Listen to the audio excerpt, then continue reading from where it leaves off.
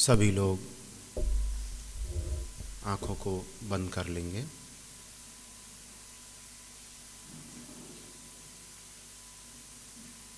तीन बार प्रणव ध्वनि का उच्चारण करेंगे।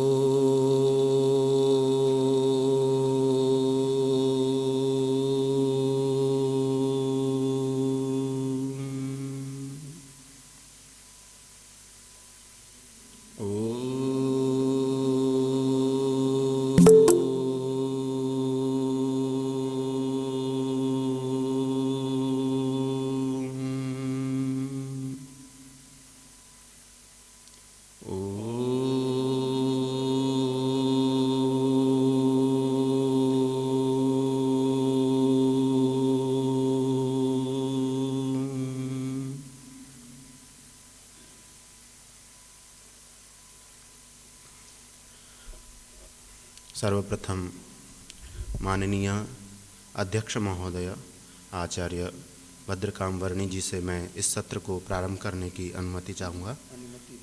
धन्यवाद।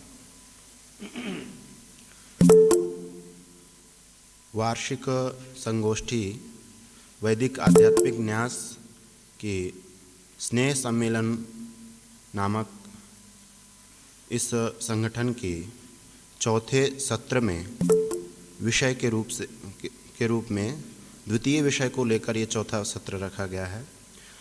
इस सत्र में वैदिक आध्यात्मिक न्यास के सभी विद्वत मंडल, आध्यात्मिक न्यासी एवं समस्त अन्य श्रोतागणों को संचालक के रूप में मैं ब्रह्मचारी शिवनाथ आर्य वैदिक सभी का हार्दिक धन्यवाद स्वागत करता हूँ। आप लोगों के पास में इस सत्र के विषय उपस्थित हो चुके हैं, फिर भी मैं विषयों को एक बार पुनः आवृत्त करना चाहूँगा। इस सत्र का विषय है आत्मा स्थान घेरता है या नहीं। एक आत्मा में दूसरे आत्मा का प्रवेश संभव है या नहीं। यदि समान स्थान पर समान समय में दो आत्माएं पहुँचें तो उनमें टक्कर होगी या नहीं। इस सत्र के दो वक्ता हैं। प्रथम वक्ता के रूप में हमने पूज्य मुनि सत्यजित जी को चुना है साक्षात होने से, और अंतर्जाल में आचार्य रविंद्र जी हैं, उनको हम अवसर देंगे। तो संक्षेप में इन लोगों के विषय आए हुए हैं, तो मैं चाहता हूँ स्पष्टीकरण के लिए एक बार दोनों वक्ताओं के विषयों को पढ़ दिया जाए। तो मुनि सत्यजित जी का जो पत्रक है उसमें पृष्ठ संख्या 3 विषय 2 प्रतिज्ञा है आत्मा स्थान घेरता है। एक आत्मा में दूसरे आत्मा का प्रवेश संभव नहीं। यदि समान स्थान पर समान समय में दो आत्माएं पहुँचें तो उनमें टक्कर होगी। प्रमाण का आधार है सत्यार्थ प्रकाश का 7वां समुल्लास, परोपकारिणी सभा द्वारा संपादित 39वीं आवृत्ति पृष्ठ संख्या 223। यहाँ पर जो पुस्तक उपस्थित है दयानंद ग्रंथमाला, उसका प्रथम भाग। विषय को उपस्थित किया है। इसलिए जीव और परमेश्वर का व्याप्य व्यापक संबंध है। पूर्व पक्षी का प्रश्न है, जिस जगह में एक वस्तु होती है उस जगह में दूसरी वस्तु नहीं रह सकती, इसलिए जीव और परमेश्वर का संयोग संबंध हो सकता है, व्याप्य व्यापक संबंध नहीं। उत्तर, यह नियम समान आकार वाले पदार्थों में घट सकता है, असमान आकृति में नहीं। जैसे लोहा स्थूल, अग्नि सूक्ष्म होता है, इस कारण से लोहे में विद्युत अग्नि व्यापक होकर एक ही अवकाश में दोनों रहते हैं।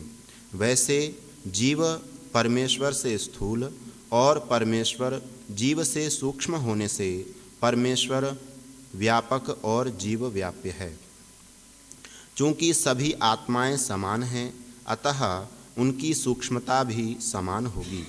समान सूक्ष्मता अर्थात आकार वाली दो आत्माएं एक दूसरे में प्रवेश नहीं कर सकती, क्योंकि यह नियम समान आकार वाले पदार्थों में घटता है।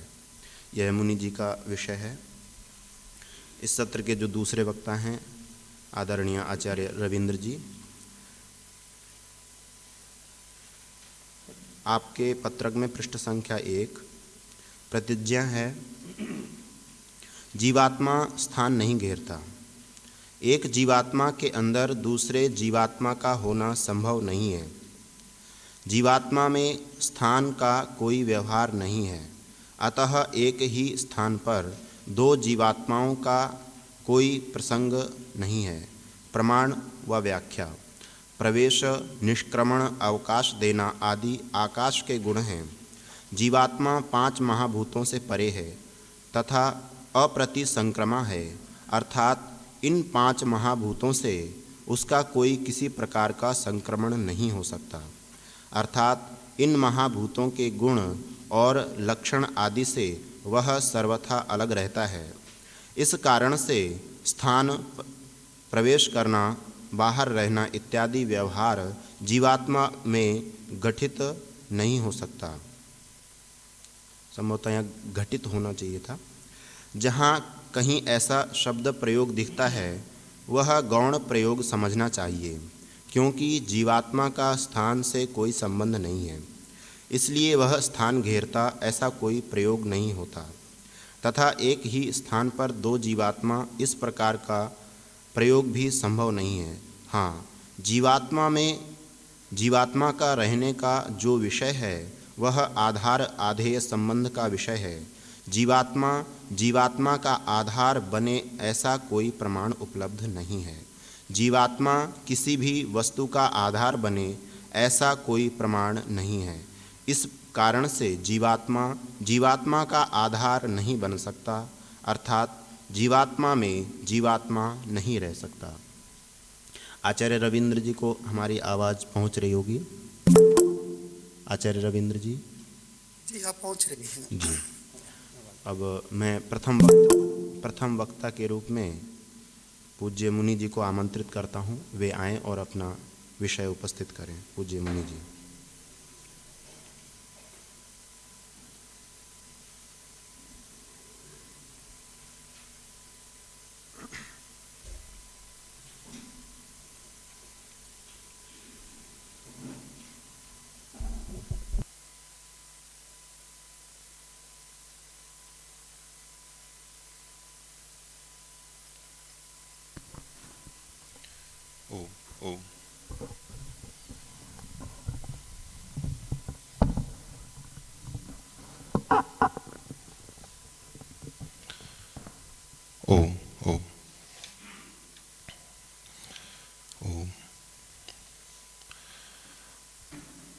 आदरणीय अध्यक्ष महोदय, सम्माननीय संचालक महोदय, उपस्थित विद्वज्जन, प्रबुद्ध श्रोताओं,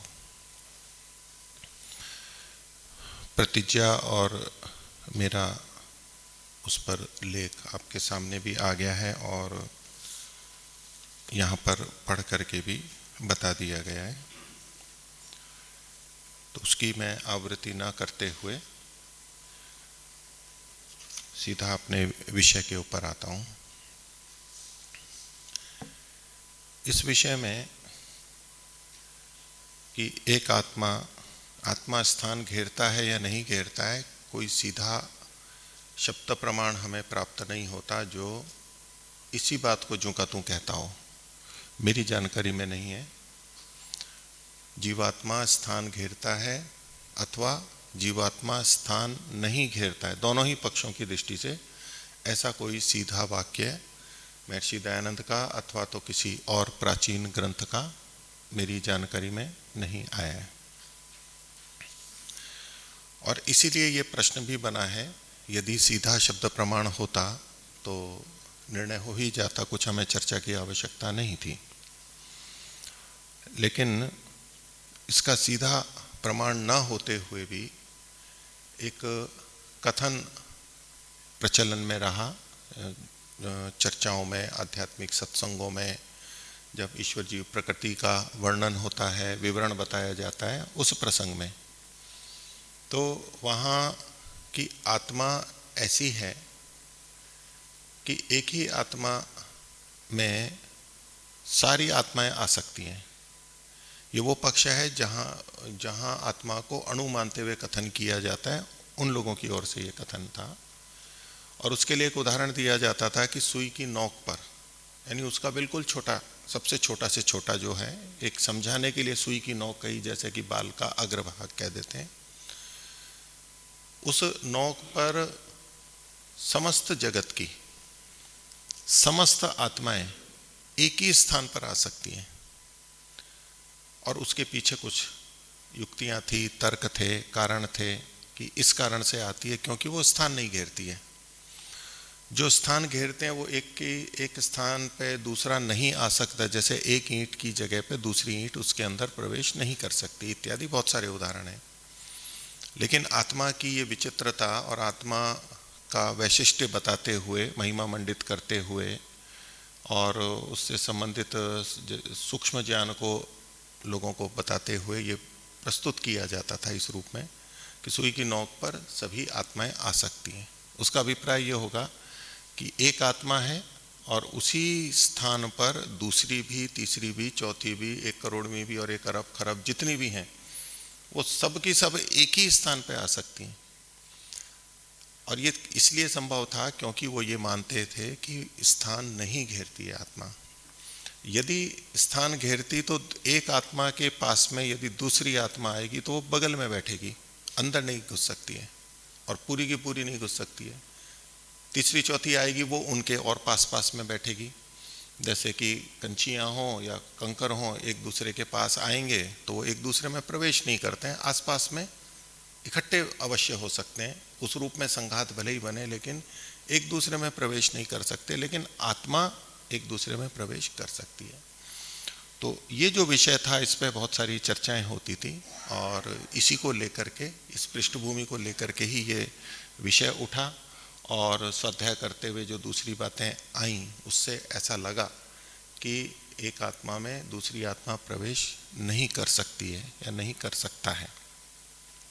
तो मैं उस पक्ष को यहाँ पर रख रहा हूँ और इसका आधार ये बना, सीधा कोई शब्द नहीं, प्रमाण नहीं है, लेकिन जो संकेत मिले, एक प्रसंगवशात दूसरा विषय चल रहा था, एक दूसरे में प्रवेश से संबंधित ही विषय था, व्याप्य व्यापक संबंध का, जो कि मैंने यहाँ प्रमाण के रूप में उद्धृत किया है, सत्यात प्रकाश सप्तम समोल्लास। तो उसका प्रश्न तो पीछे ये है कि जीव शरीर में भिन्न विभू है या परिच्छिन्न, वो भी हमारा विषय नहीं है। लेकिन उसका उत्तर देते हुए अंतिम वाक्य में महर्षि लिखते हैं, जीव और परमेश्वर का व्याप्य व्यापक संबंध है। ये एक सिद्धांत वाक्य है और इसको हम प्रारंभ से ही सुनते रहे हैं, हम इसका प्रयोग भी करते हैं। और व्याप्य व्यापक का अभिप्राय ये होता है कि जो व्यापक है वो व्याप्य के अंदर विद्यमान है, जिसके अंदर दूसरी चीज प्रविष्ट है। तो परमात्मा व्यापक है और आत्मा व्याप्य है, तो परमात्मा आत्मा के अंदर है। तो ये प्रसंग एक दूसरे में प्रवेश का ही था कि एक ही स्थान पर ये दोनों कैसे रह सकते हैं, और ये जिज्ञासा भी आती रहती थी। और यहाँ आगे प्रश्न भी अगला पूर्व पक्षी का यही महर्षि के द्वारा रखा गया है। तो प्रश्न ये किया गया है कि जिस जगह में एक वस्तु होती है उस जगह में दूसरी वस्तु नहीं रह सकती, क्योंकि हम सामान्यतया जो दृश्य जगत है, हमारा व्यवहार है, उसमें हम ऐसा ही देखते हैं, जहाँ एक होती है वहाँ दूसरी नहीं प्रवेश कर सकती है। तो उनका यही तर्क था। तो इसी आधार पर जो दृश्य है, जो दिखाई देता है एक सामान्य व्यक्ति को, उसके आधार पर उनका निर्णय था प्रश्नकर्ता का कि इसलिए जीव और ईश्वर का संयोग संबंध हो सकता है, लेकिन व्याप्य व्यापक संबंध नहीं हो सकता है। संयोग संबंध का अभिप्राय होगा कि वो पास पास में आ सकते हैं, बिल्कुल निकट, अति निकट, किंतु एक दूसरे में प्रवेश नहीं हो सकता है। एक दूसरे में प्रवेश मानेंगे तो एक स्थान पर दो वस्तु माननी पड़ेगी, जो कि पूर्व पक्षी को स्वीकार नहीं है। लेकिन अगर ऐसा मानते हैं तो उसका अभिप्राय ये होगा कि जहाँ जहाँ आत्मा है वहाँ वहाँ परमात्मा नहीं है। उसके अगल बगल आगे पीछे दाएं बाएं वहाँ परमात्मा होगा, लेकिन उसके अंदर नहीं होगा। उसका तात्पर्य ये जाएगा। और ये बात न केवल आत्मा पर, प्रकृति, चाहे मूल प्रकृति हो चाहे कार्य जगत हो, उस पर भी जूं की तूं लगेगी। और वो उसके अगर एक स्थान पर दूसरी वस्तु प्रवेश नहीं कर सकती तो परमात्मा में बहुत सारे छिद्र मानने पड़ेंगे, यानी ऐसी स्थान मानने पड़ेंगे जहाँ की दूसरी वस्तु रहती है लेकिन परमात्मा नहीं है। और परमात्मा को एक तरफ व्यापक भी माना गया, यानी विभू भी माना गया, तो उसकी विभूता किस प्रकार की होगी? तो वो विभूता का स्वरूप ये आएगा कि जहाँ जहाँ आत्मा, कार्य जगत, मूल प्रकृति है, उनके स्थान को छोड़ के उनके अगल बगल और जो बीच की जगह है वहाँ सब जगह परमात्मा है, वहाँ तक पहुँचा हुआ है, लेकिन उनके अंदर है ऐसा नहीं कह सकते थे। तो वो छिद्र की बात आती है। तो परमात्मा के लिए जैसा स्वीकार किया जाता है कि वो एक रस है, उसमें कोई छिद्र नहीं है और निरवयव है इत्यादि जो बातें हैं, तो एक बड़ा दोष आता था। तो महर्षि ने इनका उत्तर देते हुए जो बात लिखी वो इस निष्कर्ष का आधार बनती है कि एक आत्मा में दूसरा आत्मा प्रवेश नहीं कर सकता है। तो महर्षि ने जब लिखा कि यह नियम समान आकार वाले पदार्थों में घट सकता है, यह नियम मतलब कौन सा नियम? कि पूर्व पक्षी ने एक नियम रखा कि एक जिस जगह में एक वस्तु होती है उस जगह में दूसरी वस्तु नहीं रह सकती। ये जो पूर्व पक्षी के द्वारा प्रस्तुत नियम था, उसके लिए महर्षि ने कहा कि यह नियम समान आकार वाले पदार्थों में घट सकता है। लोक में जो घटता है वो समान आकार वाले होते हैं, वहां ही ये घटेगा। फिर आगे कहते हैं असमान आकृति में नहीं। तो अगर भिन्न भिन्न आकृति है तो नहीं होगा। यहाँ महर्षि एक जगह आकार शब्द का प्रयोग कर रहे हैं, एक जगह आकृति शब्द का प्रयोग कर रहे हैं, तो ये समान अर्थ में ही प्रयोग है, जो हमारे पिछले सत्र, पिछली चर्चा का भी एक विषय था। और मैंने इसी प्रमाण को इस रूप में भी प्रस्तुत किया था कि चूंकि आगे के वर्णन के अनुसार कि ये इसमें आत्मा में और परमात्मा में भी दोनों की दृष्टि से था वो कथन। तो इस बात को समझाने के लिए कि असमान आकृति में ये नियम नहीं घटता है, उसके लिए महर्षि ने यहाँ पर लोहे का और अग्नि का उदाहरण दिया है। तो अग्नि और उसके साथ साथ आगे विद्युत शब्द का भी प्रयोग किया, तो वो एक ही कोटि में मान के चल सकते हैं। और लोहे को महर्षि ने स्थूल लिखा है कि जैसे लोहा स्थूल और अग्नि सूक्ष्म होता है, इस कारण से लोहे में विद्युत अग्नि व्यापक होकर, तो उसमें वो व्यापक है और लोहा यहाँ पर व्याप्त है। एक ही अवकाश में दोनों रहते हैं। तो पूर्व पक्षी के बात को खंडित किया, एक स्थान में दो नहीं रह सकते तो एक स्थान में भी दो रह सकते हैं यदि असमान आकृति या असमान आकार वाले हों। अभी यहाँ आकृति और आकार क्या है अभी तक यहाँ आया नहीं है, वो आगे महर्षि ने लिखा है। तो ये तो दृष्टांत हुआ। अब इसका दृष्टांत देते हुए महर्षि लिखते हैं कि वैसे जीव परमेश्वर से स्थूल और परमेश्वर जीव से सूक्ष्म होने से, तो परमात्मा और जीव के बारे में यहाँ और अन्यत्र भी ये संकेत हमें स्पष्ट मिलते हैं कि परमात्मा सूक्ष्मतम है और आत्मा परमात्मा की अपेक्षा स्थूल है। भले ही आत्मा को दो वर्ग यदि माने कि सूक्ष्म और स्थूल, तो आत्मा को सूक्ष्म वर्ग में ही लेंगे, किंतु दोनों में अपेक्षा की दृष्टि से आत्मा परमात्मा से स्थूल है। अर्थात इन दोनों में असमान आकृति है, असमान आकार वाले हैं ये दोनों। और ये आकार या आकृति यहाँ पर स्थूल और सूक्ष्म शब्दों से कही गई है। तो स्थूल और सूक्ष्मता की दृष्टि से जो इनका आकार है वो भिन्न भिन्न है। इसलिए महर्षि जो इसका निष्कर्ष निकालते हैं, ऐसा होने से परमेश्वर व्यापक और जीव व्याप्य है। इसका मतलब हुआ कि परमात्मा आत्मा में रह सकता है। परमात्मा चूंकि सूक्ष्म है, सूक्ष्मतम है और जीव उससे स्थूल है, तो परमात्मा आत्मा के अंदर रह सकता है। तो विषय तो आत्मा और परमात्मा को समझाने का था और इस दृष्टि से व्याप्य व्यापक संबंध बताया। किंतु महर्षि ने जो एक यहाँ पर नियम के संदर्भ में एक उपनियम दिया, एक स्थान पर दूसरी वस्तु नहीं रह सकती, वहां घटता है जब समान आकृति वाले हों। तो आकृति का मतलब, आकार का मतलब, जब हम यहाँ सूक्ष्मता लेंगे तो आत्मा की सूक्ष्मता जो कि परमात्मा की अपेक्षा स्थूल है, वो सब आत्माओं की समान है। ये सिद्धांत मानते हुए मैं ये कथन कर रहा हूँ कि जितनी भी आत्माएं हैं वो मूलतः तत्वतः बिल्कुल समान हैं। तो जब वो समान है, उनकी सूक्ष्मता समान है, तो कह सकते हैं कि उनकी समान, उनमें समान आकार है, वो समान आकृति वाली हैं। तो जो समान आकार या आकृति वाले होते हैं वो एक दूसरे में, वहां ये नियम घटता है कि एक जगह पे दूसरा नहीं रह सकता। तो इस दृष्टि से ये निष्कर्ष यहां से निकलता है कि समान सूक्ष्मता होने से या समान आकार होने से या समान आकृति होने के कारण से एक स्थान पर एक ही समय ये एक साथ में जोड़ा गया है। क्योंकि कोई ये कह सकता था कि इस एक ही जगह पे दो हो सकते हैं, नहीं हो सकते हैं। तो हाँ, एक जना बैठा है, वो उठ के चले गए तो दूसरा वहां पर बैठ गए, तो कहें जी हाँ, एक स्थान पे दो जने बैठ सकते हैं। तो स्पष्टता के लिए कि ऐसा कोई अर्थ ना ले ले, तो एक ही समय में एक ही स्थान पर दो आत्मा एक दूसरे में प्रवेश नहीं कर सकती। इससे ये निकलता है। इसलिए ये जो प्रतिज्ञा की गई, मैं अपने प्रतिज्ञा को, निष्कर्ष को दोहरा देता हूं कि आत्मा स्थान घेरता है। आत्मा स्थान घेरता है। क्यों घेरता है? क्योंकि वो समान आकृति वाले एक दूसरे में प्रवेश नहीं कर सकते। यदि आत्मा स्थान नहीं घेरता होता तो फिर ये नियम भी महर्षि का नहीं बनता कि एक स्थान पे समान आकृति वाले प्रवेश नहीं कर सकते। कोई ये परिकल्पना कर सकता है कि इनका आकार तो समान है लेकिन ये एक दूसरे में प्रवेश नहीं कर सकते। लेकिन जो नियम ही ये है कि समान आकृति वाले एक दूसरे में प्रवेश नहीं कर सकते, तो आत्मा भी समान होने से प्रवेश नहीं कर सकते। और यदि हम प्रवेश मानते हैं कि एक में दूसरा प्रवेश कर गया है, तो वो फिर समान आकृति के नहीं होंगे, वो असमान आकृति के होंगे। फिर हमें ये सिद्धांत मानना पड़ेगा कि सब आत्माएं समान नहीं हैं।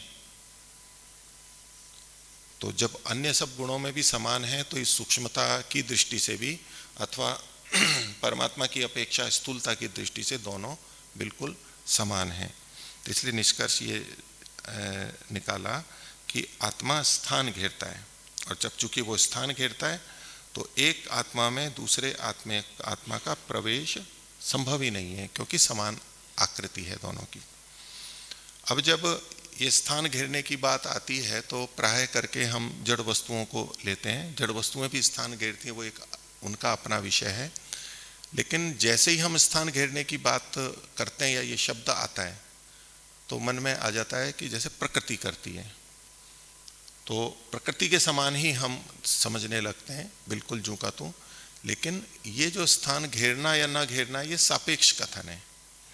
तो आत्मा और प्रकृति के बीच में जब इसी सिद्धांत से देखा जाएगा, तो इन दोनों की सूक्ष्मता यानी आकृति यानी आकार असमान होने के कारण से प्रकृति में तो ये प्रवेश कर सकती है, जो कि हमारे आगे का भी विषय आएगा। लेकिन समान होने से एक आत्मा में दूसरी आत्मा प्रवेश नहीं कर सकती है। और यदि अब इसी से जुड़ा हुआ एक है, चूंकि ये जब प्रश्न उठे, ये साकार निराकार वाले प्रसंग में ही सामाजिक प्रचार तंत्र में जो बातें चल रही थी, उसमें भी ये आकार के कारण से था कि आपस में टकराएंगी नहीं टकराएंगी, तो उसी से जुड़ा हुआ विषय है ये। तो यदि समान स्थान पर समान समय में दो आत्माएं पहुंचें तो उनमें टक्कर होगी, क्योंकि वो एक दूसरे में प्रवेश नहीं करेंगे। यदि एक दूसरे में प्रवेश कर जाते हैं तो बिना टकराए एक दूसरे में से निकल जाते हैं।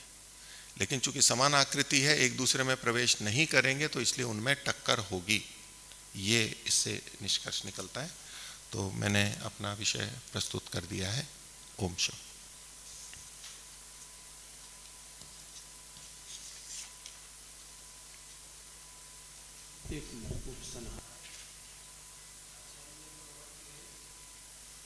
ठीक है, हम सबने सुना और तीनों अपनी प्रतिज्ञा को स्थापित करने में सफल रहे हैं। अभी स्थान घेरता है और समान आकृति वाले होने से हेतु देते हुए एक आत्मा में दूसरी आत्मा का प्रवेश नहीं हो सकता, ये सिद्ध किया।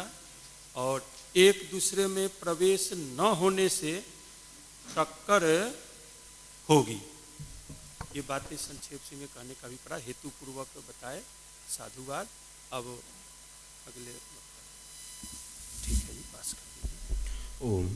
आचार्य रविंद्र जी, आप सुन पा रहे हैं? आचार्य जी। रविंद्र जी। जी हाँ, जी हाँ। जी, अब आप अपना विषय प्रस्तुत कर सकते हैं आचार्य जी। जैसा आपके सामने मेरा विषय आ ही गया है, लगता है मतभेद थोड़ा सा है। ज़्यादातर विषयों में, मुख्य विषय में शायद समानता है, पर व्याख्या की भेद भी है इसमें। तो अभी देखना होगा कि कितना मतभेद है। तो मैं अपने विषय रख रहा हूँ, क्योंकि विषय है कि आत्मा स्थान घेरता है, एक आत्मा में दूसरा आत्मा का प्रवेश इत्यादि। तो पहले इन स्थान घेरना, प्रवेश करना, इन चीज़ों को पहले हमें ठीक से समझना होगा कि इनका अभिप्राय क्या है। जैसे हम आज इस संसार को देखते हैं अपने इंद्रियों से, तो हर वस्तु स्थान घेरता है, और कोई वस्तु किसी वस्तु में प्रवेश करता है और नहीं भी कर पाता है। तो ये हमारे संस्कार इसी प्रकार के हैं, और इन्हीं संस्कारों के आधार पर हम सभी पदार्थों की व्याख्या कर सकते हैं। क्योंकि वैशेषिक दर्शन में ये प्रवेश, निष्क्रमण, अवकाश देना इत्यादि, ये सब आकाश के गुण के रूप में बताए हैं। यानी कोई वस्तु प्रवेश करता है, निष्क्रमण करता है, अथवा उसका इतना आकार है, वो जो अवकाश को घेरता है, ये सारा जो है ना, ये आकाश के लक्षण हैं। जो बाकी चार महाभूत है, जो आकाश से अधिक स्थूल है, उनमें ये सारी चीजें घटित होती हैं। कम से कम जीवात्मा, जो कि अप्रतिसंक्रमा कहा है, 5 महाभूतों से उसका कोई प्रतिसंक्रमण नहीं होगा, किसी प्रकार से उसका संबंध नहीं रहता है। तो आकाश के जो गुण है, प्रवेश, निष्क्रमण, स्थान, अवकाश देना इत्यादि, वो जीवात्मा में घटित नहीं हो सकता। जीवात्मा को हम उस रूप में नहीं देख सकते जैसे अन्य महाभूतों को हम अपने स्थूल इंद्रियों से देखते हैं। तो इस कारण से आत्मा की परिधि, आत्मा का इतना वॉल्यूम, जो हम अंग्रेजी में कह सकते हैं, परिमाण संस्कृत में कह सकते हैं, वो नहीं होगा। आत्मा अणुपरिमाण है। अणु का मतलब एक बिंदु मात्र। वैसे आज की हम गणित शास्त्र में एक बिंदु की परिभाषा करते हैं, एक वृत्त जिसका व्यास अथवा त्रिज्या जो है ना, वो 0 होता है, यानी ए सर्कल विथ 0 रेडियस। इसको हम पॉइंट कहते हैं अंग्रेजी में, गणित में। तो ये कल्पना आज भी हम गणित में करते हैं। मैं उसको समानता के रूप में नहीं दिखा रहा हूँ, केवल समझाने की दृष्टि से बता रहा हूँ। तो इसी प्रकार आत्मा अणुपरिमाण है, पर क्योंकि आकाश के गुण उसमें नहीं है, इस कारण से उसका परिमाण, यानी इसका इतना एक आकार है, इस आकाश तत्व के अंतर्गत इतना वो स्थान घेरता है। आकाश सापेक्ष कुछ भी कथन आत्मा के बारे में हम करेंगे, वो उचित नहीं है, वो अनुचित है। फिर भी क्योंकि हमें व्यवहार करना है शब्दों से, तो गौण व्यवहार हम कर भी लेते हैं, पर तात्विक दृष्टि से वो सही नहीं है। उस प्रकार आत्मा के विषय में व्यवहार नहीं होना चाहिए कि ये स्थान घेरता है, प्रवेश करता है, निष्क्रमण करता है इत्यादि। तो इसी कारण से मेरा ये पक्ष है कि आत्मा कोई स्थान नहीं घेरता, आत्मा का कोई परिमाण नहीं होता है। बाकी जो विषय है, क्योंकि प्रवेश आदि आत्मा का विषय नहीं है, इस कारण से आत्मा में आत्मा का प्रवेश का कोई कथन नहीं होगा। आधार अध्यय संबंध की चर्चा हो सकती है कि एक आत्मा में दूसरी आत्मा है ना, एक जीवात्मा में दूसरी जीवात्मा रह सकती है, रह सकता है या नहीं, ये चर्चा हो सकती है। पर आत्मा किसी भी वस्तु का आधार बनता हो ऐसा कोई शास्त्रीय प्रमाण उपलब्ध नहीं होता, और आत्मा का किसी वस्तु के आधार बनने का कोई प्रसंग भी कहीं उपलब्ध नहीं होता। इस कारण से आत्मा में आत्मा का प्रवेश ये नहीं होगा। सूक्ष्मता की दृष्टि से भी आत्मा, सभी आत्माएं एक समान सूक्ष्म हैं, तो एक दूसरे के आधार आधे नहीं बन सकते, क्योंकि जो अधिक सूक्ष्म है वो आधार बन सकता है, वो अंदर व्याप्य रहता है, वो आधार बन सकता है। तो यहाँ व्याप्य व्यापक संबंध भी संभव नहीं है, आधार आधेय संबंध भी संभव नहीं है आत्मा का आत्मा के साथ। इस कारण से आत्मा आत्मा में रहे ये नहीं होगा। बाकी टक्कर वाली जो बात है, वास्तव में स्थिति यह है कि आत्मा स्वयं गति नहीं करता, वो जब भी गति करता है तो वो ईश्वर की व्यवस्था में वो गति होती है। ईश्वर ही वास्तव में आत्मा को गति कराता है। एक शरीर के साथ संयोग को छुड़वा कर दूसरे शरीर के साथ संयोग कराता है। तो शरीर सापेक्ष वहाँ कथन है कि आत्मा गति करती है, आत्मा स्थान बदलता है। वो शरीर, क्योंकि एक शरीर को छोड़कर दूसरे शरीर को वो ईश्वर संबंध जोड़ता है, इस कारण से वहाँ सीधा आत्मा स्वयं किसी आत्मा के साथ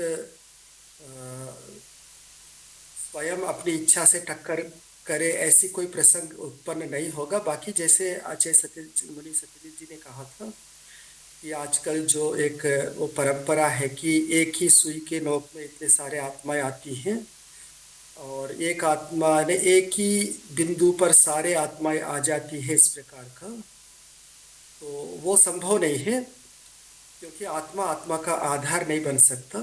इस दृष्टि से वो संभव नहीं है।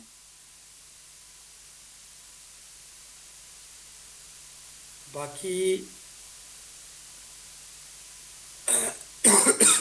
आत्मा का परिमाण मानने पर अनेक समस्याएं आएंगी। आत्मा का मूल स्वरूप जो है वो फिर प्रतिसंक्रमा हो जाएगा।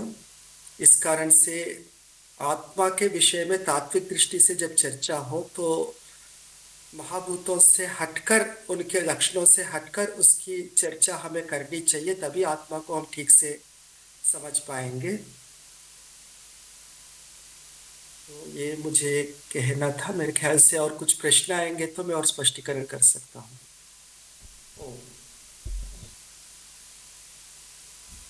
सुंदर, धन्यवाद।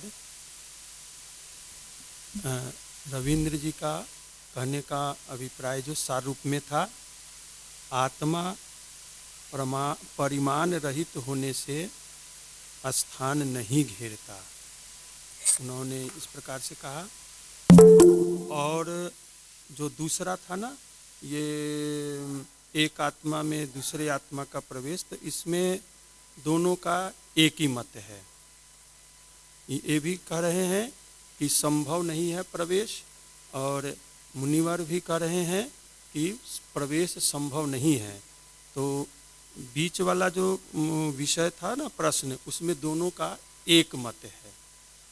और हेतु इन्होंने दिया था कि प्रवेश आकाश का गुण है, और इस वजह से ये दिया है। और उनका था कि समान आकृति वाले होने से, सत्यार्थ प्रकाश का प्रमाण देकर के, कि समान आकृति वाले होने से एक दूसरे में प्रवेश नहीं करेंगे, और ये प्रवेश गुण आकाश का है, जीवात्मा का नहीं है, इसलिए एक आत्मा दूसरे आत्मा में प्रवेश नहीं करेगा। तो हेतु दोनों का दो है, लेकिन सिद्ध जो हो रहा है ये एक है। इसमें मतलब दोनों का एक मत है, हेतु अलग अलग होते हुए। और उसमें अप्रतिसंक्रमा भी बताया था कि एक आत्मा दूसरे आत्मा में प्रतिसंक्रमण नहीं कर सकता, अप्रतिसंक्रमा है योग दर्शन का ये और टक्कर में ईश्वर कराता है, ईश्वर गति कराता है, ये अपने आचार्य रविंद्र जी का कहना था। तो उनका इस प्रकार ईश्वर जब कराता है तो उसमें उनका कहने का जहाँ तक मैं अभिप्राय समझा हूँ कि टक्कर नहीं होगा। लेकिन आचार्य सत्यजीत जी के अभिप्राय को भी उन्होंने स्वीकार करते हुए कहा कि एक सुई के नोक पर बहुत सारी आत्माएं हो सकती हैं। तो इस बात को लेकर के सहमति भी है। तो ये दोनों के अभिप्राय अभी सामने आए हैं। अब मैं दोनों महानुभावों से कहूँगा कि अपनी अपनी बातें तो रख दी है, अब दूसरे के सहमति को जैसे बीच वाले में आया कि उस सहमति दोनों में बनती नज़र आ रही है, दोनों को स्वीकार है, हेतु अलग अलग है लेकिन सिद्धि हो रही है। तो अब इस विषय में आचार्य जी को बुलाया, प्रश्न पूछेंगे वो या ये उनसे पूछेंगे। तो मैं प्रथम वक्ता मुनि जी को आमंत्रित करता हूँ, आप आए। आपसे किन्हीं को प्रश्न है कि नहीं, आपसे आचार्य रविंद्र जी को प्रश्न है अथवा आपको आचार्य रविंद्र जी से प्रश्न है तो परस्पर प्रश्नोत्तर कर सकते हैं। तो पहले आप पहले पूछ लीजिए।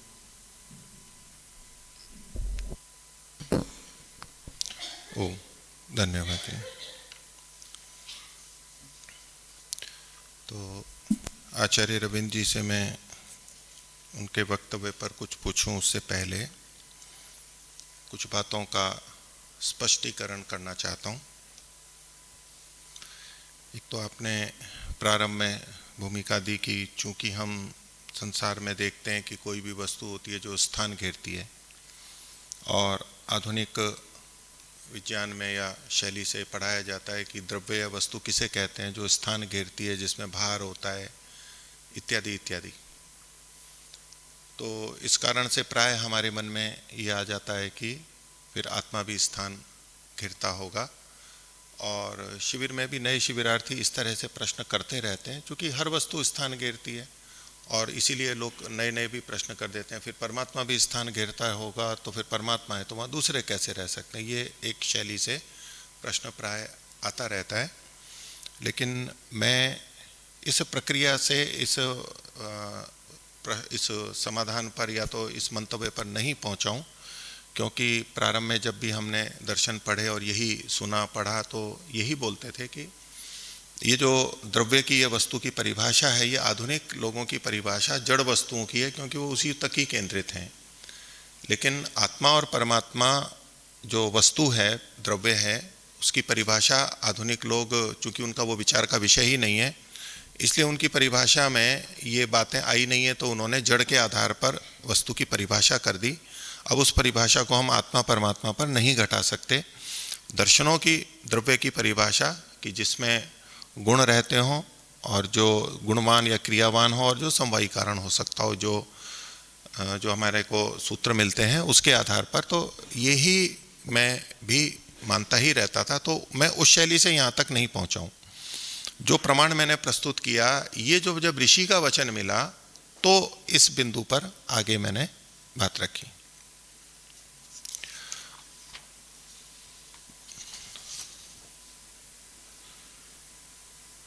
दूसरा, आचार्य रविंद्र जी ने ये स्पष्टीकरण करके बताया कि आत्मा में अपनी तो कोई गति नहीं होती, ईश्वर ही गति करता है। इसलिए दो आत्माएं टकराएंगी ऐसा कोई प्रसंग ही नहीं आएगा, या दो आत्माएं एक दूसरे के पास आएं और प्रविष्ट हों, ऐसा कोई प्रसंग ही नहीं आएगा। तो मैंने आत्मा का स्वयं जाती है या ईश्वर जाता है ऐसा मैंने कुछ कहा नहीं, क्योंकि वो हमारा विषय नहीं है। आत्मा, ये जो सारी चर्चा है ये तो चाहे आत्मा स्वयं चलती हो या नहीं चलती हो, वो जो भी हो, न चलती है मैं भी वही मानता हूँ, और परमात्मा लेकर के जाता है मृत्यु के बाद में दूसरी जगह, और बाकी आत्मा के जाने का कथन वो उसका अपना गौण है। तो उस तरह से मूल सिद्धांत से तो मैं भी वही मानता हूँ कि आत्मा अपने आप नहीं जा सकती, चल सकती, अभी तक यही मेरे को स्वीकार्य है। तो इसलिए मैंने जो ये कथन किया कि एक आत्मा दूसरे आत्मा में प्रवेश नहीं कर सकती है या टक्कर होगी, उसमें ये अभिप्राय नहीं है कि आत्मा स्वयं चल करके जाएगी, वो बिंदु ही नहीं है। स्वयं जाए और परमात्मा ले जाए। तब उसमें प्रसंग आता है, जैसा कि आचार्य रविंद्र जी ने रखा, कि ऐसी कोई अवस्था ही नहीं होगी जहाँ पर कि उनके टक्कर की स्थिति बने या तो दोनों का प्रवेश हो, ऐसा प्रसंग ही नहीं है, ये तो अनावश्यक बात है। पर एक परिकल्पना के रूप में कि एक प्रसंग चला साकार निराकार का, उस प्रसंग में ये जो सारी बातें आई हैं तो उसको लेकर के चर्चा है। और अगर हम संभावना के रूप में भी कहें कि जब परमात्मा एक आत्मा को दूसरी जगह ले करके जा रहा है और हमारी दृष्टि से असंख्य आत्मा है, तो कितनी भी कम संभावना हो, ये स्थान या देश आकाश इतना बड़ा है, उस सब को देखते हुए आत्माएं कितनी भी अधिक हैं तो भी बहुत कम हैं, बाकी रिक्त स्थान बहुत है, बहुत अधिक है। तो एक संभावना के रूप में हम देखेंगे कि यदि परमात्मा लेकर के जा रहा है और बीच में कोई आत्मा है वहाँ पर, तो परमात्मा उस दूसरी आत्मा के अंदर से लेकर के चला जाएगा, बगल से लेकर के जाएगा उसको। तो एक संभावना के नियम से अत्यल्प भी हो स्थान की दृष्टि से, लेकिन एक संभावना बनती है कि ऐसा भी हो सकता है, आत्मा स्वयं चले या तो परमात्मा ले जाए। तो उतनी ही उसी अंशों में संभावना को लेकर के कि ऐसा कभी हो सकता है क्या, तो उस संभावना को देख करके ही ये चर्चा या तो ये मंतव्य मैंने रखा है। आचार्य जी ने एक ये बात रखी कि चूंकि एक आत्मा में दूसरी आत्मा का प्रवेश होता है तो ये निष्क्रमण और प्रवेशन हो गया। एक में प्रवेश करना, निकलना, निष्क्रमण अंदर जाना, प्रवेश या बाहर निकलना। तो ये जो लक्षण है, ये इसका जो कारण या तो आधार बनाया गया, ये आकाश को माना गया वैशेषिक दर्शन में, कि जो इसका कारण होता है निष्क्रमण प्रवेशन का, उसे आकाश कहते हैं। आकाश के लक्षण में ही ये बात बताई गई, उसका चिन्ह है। तो जब आत्मा में, जैसा मैं मान रहा हूं कि प्रवेश कर रहा है, तो उनका प्रतिपादन ये था कि आकाश, ये तो आकाश का धर्म है या गुण है, वो वहां से निकल करके आत्मा में कैसे जा सकता है। तो मैंने ऐसा कुछ नहीं कहा कि ये गुण आकाश से निकल करके आत्मा में गया है निष्क्रमण प्रवेशन का। यदि मैं ऐसा कहता तो वो अप्रतिसंक्रमा वाला जो हेतु दे रहे हैं कि चिति शक्ति अपरिणामी अप्रतिसंक्रमा इत्यादि जो व्यास भाष्य में लिखा है कि वो महाभूतों से इस तरह से संपर्क नहीं करती है, महाभूतों के गुण उसमें नहीं आते। तो महाभूतों के गुण आत्मा में आते हैं, ऐसा मेरा कोई प्रतिपादन नहीं है। निष्क्रमण, ये अंदर प्रवेश वाली जो बात है, उसके संदर्भ में आकाश का ये धर्म आत्मा में आ गया, ऐसा भी मैंने प्रतिपादित नहीं किया है। इसलिए वो जो अप्रतिसंक्रमा वाला दोष मेरे पक्ष में उन्होंने रखा है, वो मैं स्वीकार नहीं करता हूँ, मेरा उस तरह से कथन नहीं है। मैं जब ये बात कह रहा था कि एक आत्मा दूसरे आत्मा में प्रवेश नहीं कर सकता है, तो उसका अभिप्राय है कि मैं निरपेक्ष रूप से आत्मा के बारे में ही बात कर रहा हूँ, उसमें किसी भूत से वहां पर आ गया है ऐसा ये लक्षण नहीं है। दूसरा कि अगर उनका ये अभिप्राय हो, उन्होंने कहा नहीं है लेकिन मैं मान करके कि अगर हो तो संभावना के रूप में कि महाभूतों से ही ये गुण वहां पर आएगा, तो मैं इसको परमात्मा के संदर्भ में देखूं कि विचारें कि परमात्मा में भी वस्तुओं का आना जाना होता है, यानी परमात्मा भी रोकता नहीं है। जैसे आकाश नहीं रोकता है, ऐसे परमात्मा भी नहीं रोकता, ये हम सब स्वीकार करते हैं। तो क्या परमात्मा में भी आकाश से वो निष्क्रमण प्रवेशन धर्म गया है, ऐसा हम कुछ कहते हैं? ऐसा कुछ नहीं कहते। ये परमात्मा का अपना धर्म है कि वो प्रवेश कर सकते हैं, और उसका उत्तर, उसका कारण उसी प्रमाण में है जो मैंने अपने पक्ष में रखा था कि परमात्मा सूक्ष्मतम है। तो जो सूक्ष्मतम होते हैं भिन्न आकार के, वो एक दूसरे में प्रवेश कर जाते हैं और वहाँ उसमें अड़चन नहीं आती है, ये उस तरह की अड़चन नहीं आएगी। तो इस दृष्टि से तो जैसे परमात्मा में हो सकता है, ऐसे आत्मा में भी ये हो सकता है कि वो प्रकृति के प्राकृतिक पदार्थों से सूक्ष्म है, इसलिए उनके आने जाने में आत्मा कोई बाधा खड़ी नहीं करता है, उससे कोई वहाँ रुकावट नहीं होगी। प्रकृति का कोई भी सूक्ष्म से सूक्ष्म भी पदार्थ हो, चाहे हम सत्वर स्तंभ पे जाएं या परमाणु पे जाएं, उसको आत्मा नहीं रोकेगा। आत्मा उनके अंदर से निकल जाएगा जैसे परमात्मा निकल जाता है, क्योंकि वो सूक्ष्म है। इसलिए एक दूसरे में समानाकृति न होने से, उसी हेतु से वो आपस में एक दूसरे में प्रवेश कर जाएंगे। आचार्य रविन्द्र जी ने एक बात कही कि आत्मा का कोई परिमाण नहीं है, और उसके लिए उन्होंने शून्य या तो गोल और उसको बिंदु के रूप में जो उदाहरण दिया कि बिंदु कहते किसको हैं, जो परिभाषा है कि जो ऐसा गोला जो कि व्यास रहित है, यानी जिसमें लंबाई चौड़ाई ऊंचाई नहीं है, ऐसा जो गोला है उसको बिंदु कहते हैं। और वो तुलना उन्होंने आत्मा के संदर्भ में दी कि आत्मा बिंदु रूप में है, यानी अणु रूप में है, बिंदु रूप में है, तो इसलिए उसमें कोई लंबाई चौड़ाई ऊंचाई है ही नहीं, और इसलिए उसका कोई परिमाण नहीं है, ये निष्कर्ष उनका प्रतीत होता है। तो ये तो जो आधुनिक लोग बिंदु की परिभाषा करते हैं उस दृष्टि से है, लेकिन अगर हम बिंदु को देखें और जो ये परिभाषा है ये एक बहुत स्थूल परिभाषा है, बच्चों को जब पढ़ाया जाता है और जो गोला आकृतियां बनाई जाती हैं और वहाँ कोई पेंसिल लेकर के या पेन लेकर के नोक से एक बस सीधा चुभा दे, वहाँ पर टिका दे और कहे ये बिंदु है और इसकी कोई लंबाई चौड़ाई ऊंचाई नहीं है, तो ये बच्चों के स्तर पर, प्रारंभिक स्तर पर जो हमारा स्केल होता है उसमें कोई नापी नहीं जाती है। लेकिन आधुनिक विज्ञान की दृष्टि से भी देखें तो जो अन्य विकसित यंत्र हैं उसके आधार पे ये हम भिन्न भिन्न लेखनियों से, पेनों से वहाँ जो बिंदु लगाते हैं उसमें छोटे बड़े आकार होते हैं और उसको आजकल नापा जा सकता है कि ये कितने हैं। जैसे कि किसी बड़े घेरे को नापा जाता है ऐसे उसको भी नापा जा सकता है कि ये इसकी लंबाई चौड़ाई या तो इसका व्यास, त्रिज्या या जो भी हम कहें अंदर का, उसका फैलाव कितना है, यानी परिमाण कितना है, ये नापा जा सकता है। इसलिए इस उदाहरण को मैं बहुत स्थूल मानते हुए आत्मा के संदर्भ में इसको घटता हुआ नहीं देखता हूँ। इसलिए उसके आधार पर यदि आत्मा को परिमाण रहित उनका कथन है तो वो उचित नहीं प्रतीत होता है। अब दार्शनिक दृष्टि से भी जब देखेंगे तो आत्मा का अणु परिमाण है, परिमाण तो कहा ही गया है, और परिमाण का अभिप्राय वो परितः मापन जो है वो देश की दृष्टि से कथन है कि किसी वस्तु का फैलाव या तो विस्तार क्या है, कितना है, इसी को परिमाण शब्द से कहा जाता है, परिमाण गुण के रूप में कहा जाता है। चाहे वो अणु परिमाण हो, चाहे महत् परिमाण हो या विभू परिमाण हो, और अणु परिमाण में भी जो भिन्नताएं हैं उनमें भी किसी में भी हो, तो मेरा प्रतिपादन उसमें ये है कि जिसका भी परिमाण है, यानी सबका ही परिमाण है, जिसका भी का मेरा ये अभिप्राय नहीं कि किसी का परिमाण है और किसी का नहीं है, जो भी वस्तु है उन सब का परिमाण है। हमारे शास्त्रों में ऐसा कहीं नहीं मिलेगा, सबका अपना अपना परिमाण बताया ही गया है। तो जिस जिसका परिमाण है उसमें लंबाई चौड़ाई सब कुछ है।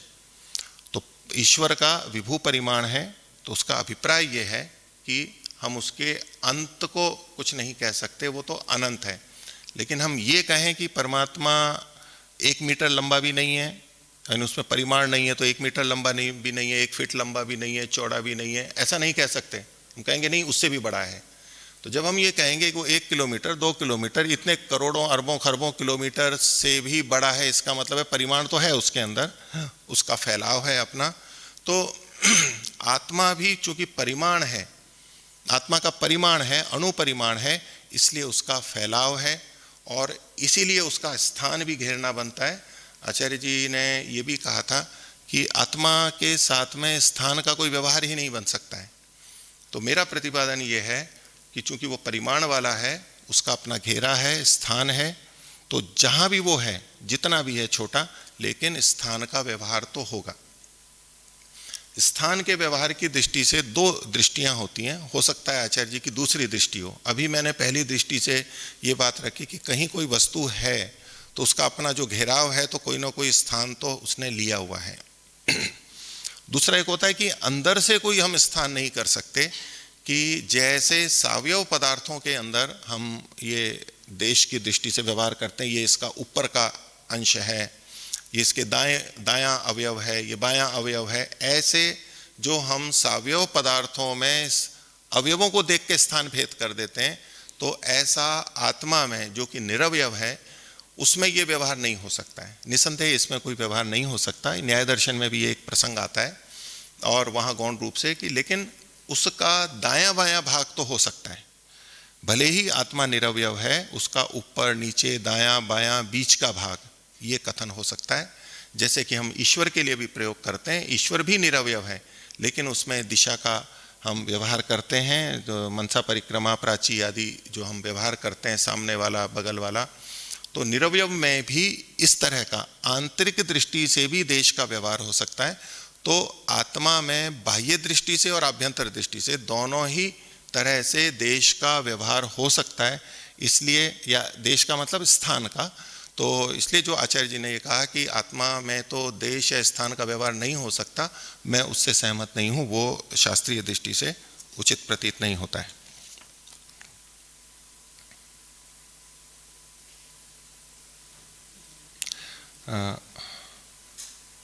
एक आचार्य जी ने बात रखी कि दो आत्माओं में अंतर प्रवेश का तो कोई प्रसंग हो ही नहीं सकता, लेकिन उनमें वो एक दूसरे में रह सकते हैं, वहाँ पर आधार आधेय का संबंध हो सकता है।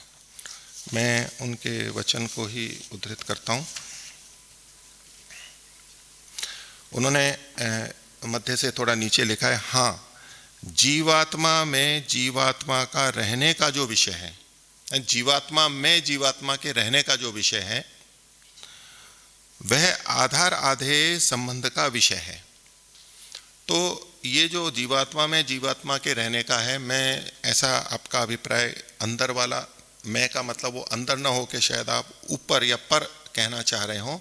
मैं स्पष्टीकरण के लिए, मेरे को ऐसा अभिप्राय समझ में आ रहा है, क्योंकि आप अंदर प्रवेश को तो स्वीकार करते ही नहीं है, लेकिन फिर भी मैं शब्द का प्रयोग कर रहे हैं, तो ये ऊपर अर्थ में आ सकता है। और आधार आधे, जैसे कि हम पृथ्वी के ऊपर हैं तो पृथ्वी हमारा आधार है और हम आधे हैं, ऐसे ऊपर वृक्ष के ऊपर पक्षी बैठा हुआ है, इस संदर्भ में भी मैं शब्द का प्रयोग या तो सप्तमी विभक्ति का प्रयोग होता है।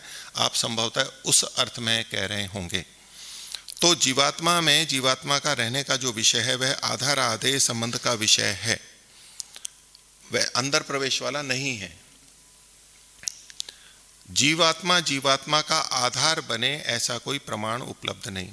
तो आधार आधेय का बन तो सकता है, किंतु ऐसा कोई प्रमाण नहीं है, ऐसा कोई प्रसंग नहीं उपलब्ध होता है कि हम इसे भी माने। अर्थात कुल मिलाकर के वो आधार आधेय संबंध को भी मना कर रहे हैं, लेकिन हो सकता है, लेकिन चूंकि प्रमाण नहीं है और उसकी कोई आवश्यकता नहीं है, तो ऐसा कोई प्रमाण नहीं कि आत्मा किसी का आधार बने। जैसे वृक्ष किसी पक्षी का आधार बनता है, ऐसे आत्मा किसी का आधार बने, ऐसा कोई प्रमाण नहीं मिलता। वो शरीर का आधार है, ऐसा कहीं प्रयोग होगा तो वो गौण होगा। आत्मा के ऊपर शरीर बैठा हुआ है, ऐसा कोई नहीं कह सकता, या आत्मा के ऊपर कोई परमाणु बैठा हुआ है, ऐसा कोई प्रसंग हो, वो नहीं हो सकता है। ऐसा मैं उनका अभिप्राय समझ रहा हूँ। तो वो आधार मतलब अधिकरण अर्थ को कहना चाह रहे होंगे कि जीवात्मा किसी भी वस्तु का आधार, मैं अर्थ ले रहा हूँ अधिकरण बने, ऐसा कोई प्रमाण नहीं है। तो इस कारण से जीवात्मा जीवात्मा का आधार नहीं बन सकता, अर्थात जीवात्मा में जीवात्मा नहीं रह सकता। तो ये जो प्रारंभ और अंत उन्होंने किया है कि जीवात्मा में जीवात्मा नहीं रह सकता, इसके प्रथम दृष्टि से तो वाक्य का वो अर्थ जाता है जो कि मैं ले रहा था कि अंदर प्रवेश करता है, उसका ये निषेध कर रहे हैं कि अंदर प्रवेश नहीं कर सकता। लेकिन जो बीच की व्याख्या है वो मुझे ये प्रतीत हो रही है कि वो आधार आधेय का कथन कर रहे हैं। तो ये तो दो भिन्न बातें हो गई कि आधार आधेय नहीं हो सकता, तो ये तो हमारा विषय नहीं है अभी। लेकिन अगर मैं अपनी जो दृष्टि में लेके चल रहा हूँ, जो पक्ष लेके चल रहा हूँ, उस दृष्टि से देखा जाए तो एक के ऊपर एक, जब दोनों प्रवेश एक दूसरे में नहीं हो सकते तो एक के ऊपर एक आ भी सकते हैं कि जब वो आएंगे टक्कर होगी या रुकेंगे एक के ऊपर एक। यद्यपि कोई प्रमाण नहीं है कि ऐसा कोई प्रसंग आए कि एक आत्मा ने दूसरे को थाम रखा हो और उसके बिना आत्मा ठहर नहीं पा रहा हो, ऐसा कोई प्रसंग नहीं आएगा। लेकिन जो सिद्धांत है उसके अनुसार अगर परिकल्पना करते हैं तो उसके ऊपर दूसरी आत्मा रह सकती है, क्योंकि वो अंदर तो जाएगी नहीं।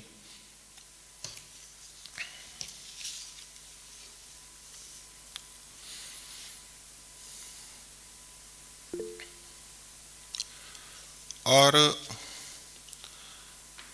तो एक आपने कहा कि ये थोड़ा मैं केवल तर्क की दृष्टि से रख रहा हूँ। आपने कहा कि आकाश के गुण आत्मा में प्रवेश नहीं होते, वो अप्रतिसंक्रमा के संदर्भ में उन्होंने कहा। तो आकाश के गुण आत्मा में प्रवेश नहीं होते, यानी निष्क्रमण प्रवेशन आत्मा में नहीं हो सकता, ये उनका तात्पर्य होगा। तो क्या जैसे आकाश में तो अन्य जड़ पदार्थ निष्क्रमण प्रवेशन कर सकते हैं तो वो चले जाते हैं, तो आत्मा में चूंकि निष्क्रमण प्रवेशन नहीं है आपकी दृष्टि से, तो इसका मतलब प्रकृति, अगर प्रकृति का परमाणु कोई आत्मा के आसपास जाए तो आत्मा उसको रोक देगी, क्योंकि उसमें निष्क्रमण प्रवेशन नहीं हो सकता है। क्या आपका ऐसा कहना है? अगर आपने जो प्रस्तुत किया उससे ऐसा तात्पर्य निकल सकता है, जो कि मुझे सिद्धांत विरुद्ध प्रतीत होता है, क्योंकि आत्मा जो जिसकी सूक्ष्मता है, प्रकृति की उससे स्थूलता है, तो आत्मा उसमें प्रवेश कर सकता है, या जड़ प्रकृति उसको वो बाधक नहीं बनेगा। इस संदर्भ में कि आपस में ये स्थान घेरते हैं, एक गौण कथन जो एक प्रसंग आया है कि जिसमें महर्षि ने लिखा कि मुक्ति में आत्माएं अगर जाती जाएंगी, लौट करके नहीं आएंगी, तो फिर यहाँ जीवात्माएं समाप्त हो जाएंगी। तो पूर्व पक्षी कहे कि फिर परमात्मा नई नई आत्माएं बना के देता रहेगा। इधर सब आत्माएं मुक्ति में जाती जाएंगी, मुक्ति से लौट के नहीं आएंगी, लेकिन परमात्मा आत्माएं बना बना के देता रहेगा। तो उस प्रसंग में महर्षि ने एक बात लिखी कि अगर ऐसा हो तो मुक्ति में भीड़ भड़क्का हो जाएगा। तो भीड़ भड़क्का, यद्यपि अनेक लोग इसका खंडन भी करते हैं अपने तरीके से, मैं उसका समाधान भी अपनी दृष्टि से रखूंगा अगर आता है प्रश्न तो, लेकिन अभी मैं इस महर्षि के वचन को कि वहाँ भीड़ भड़क्का हो जाएगा, ये भीड़ भड़क्का कहने की क्या जरूरत थी महर्षि को? तो भीड़ भड़क्का तो तभी हो सकता है जब आत्माएं परस्पर एक दूसरे में प्रवेश न कर सकती हों, टकराती हों, और यदि एक और एक में प्रवेश करती हों, जैसे सुई की नोक पे ही सारी आ जाती हों, तो फिर तो भीड़ भड़क्के की कोई बात ही नहीं है, कथन ही नहीं बनता है। तो इस दृष्टि से भी इसको एक सहायक रूप में, एक संकेत महर्षि का देखते हुए, तो मुझे तो अभी भी वही प्रतीत होता है। और आचार्य रविंद्र जी ने जो कथन किए उनका मैंने अपनी दृष्टि से कई जगह उन पर प्रश्न भी रखे हैं और उनकी कई बातों का खंडन भी किया है। तो आचार्य जी जैसा भी उसका पहले समाधान करना चाहें और मेरे से जो पूछना चाहें तो उसके लिए भी स्वागत है। ओम।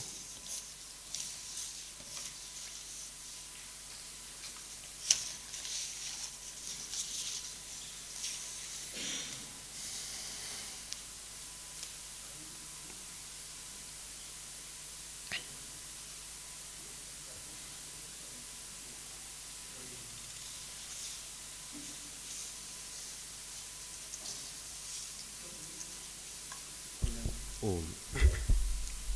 आचार्य रविंद्र जी। ओम जी, अब आप कुछ प्रश्न करना चाहते हैं मुनि जी से तो कर सकते हैं, या तो पहले उत्तर देना चाहें। हाँ, जो या तो मुनि जी ने जो प्रश्न उठाए हैं उस विषय में आपको जो उत्तर देने या कुछ स्पष्टीकरण करना है तो कर सकते हैं। जी हाँ, दोनों करूँगा। मेरी आवाज़ आ रही है ना ठीक से? जी, तो पहली तो बात मुझे स्पष्ट करना है कि अभी तक मैंने केवल अपने पक्ष को प्रस्तुत किया है। अभी तक मैंने मुनि जी के पक्ष को लेकर कुछ भी कहा नहीं है, क्योंकि आप अपने अभी वक्तव्य में अनेक बार ये कहा कि मैंने ऐसा नहीं कहा था और मेरा ये पक्ष नहीं है, जैसे मैं उनका खंडन करते हुए कुछ भी अभी कहा नहीं है। तो जो अभी तक बात है वो अपने पक्ष को स्थापित करने की दृष्टि से ही रखा है। हाँ, अब मैं आपके पक्ष की जो खंडन है अथवा अपने ऊपर जो प्रश्न है उनका उत्तर देना इत्यादि वो अभी मैं करूँगा। तो पहले तो बात यह है कि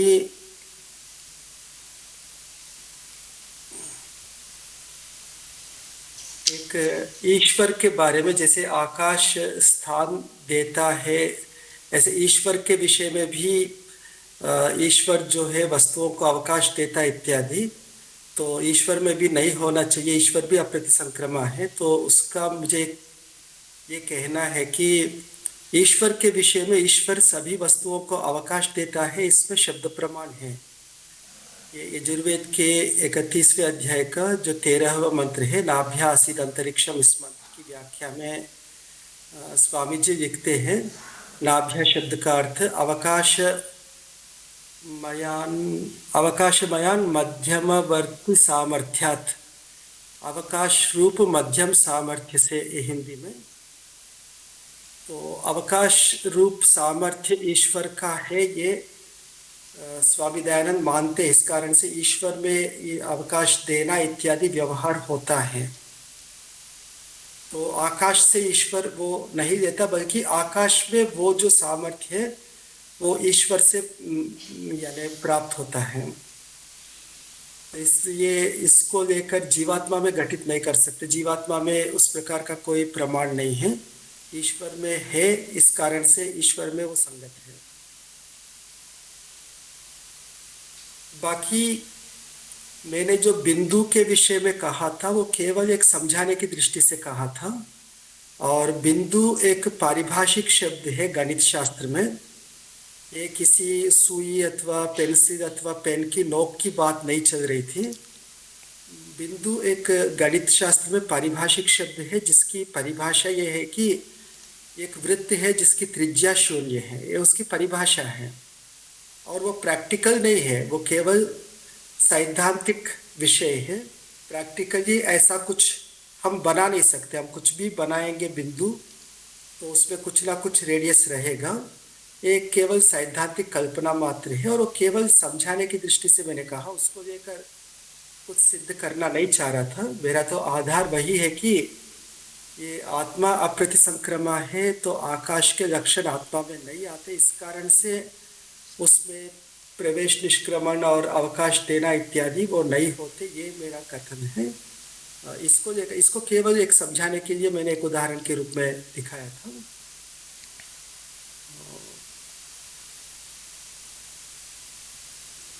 एक आधार आधे संबंध को लेकर जो मैंने कहा है वो व्याप्य भाव को लेकर, जैसे दूध में घी इत्यादि, ना कि धरती पर मनुष्य इत्यादि, पेड़ पर पक्षी, उस प्रकार का यानी सांसर्गिक आधाराधेय संबंध है, वो नहीं है।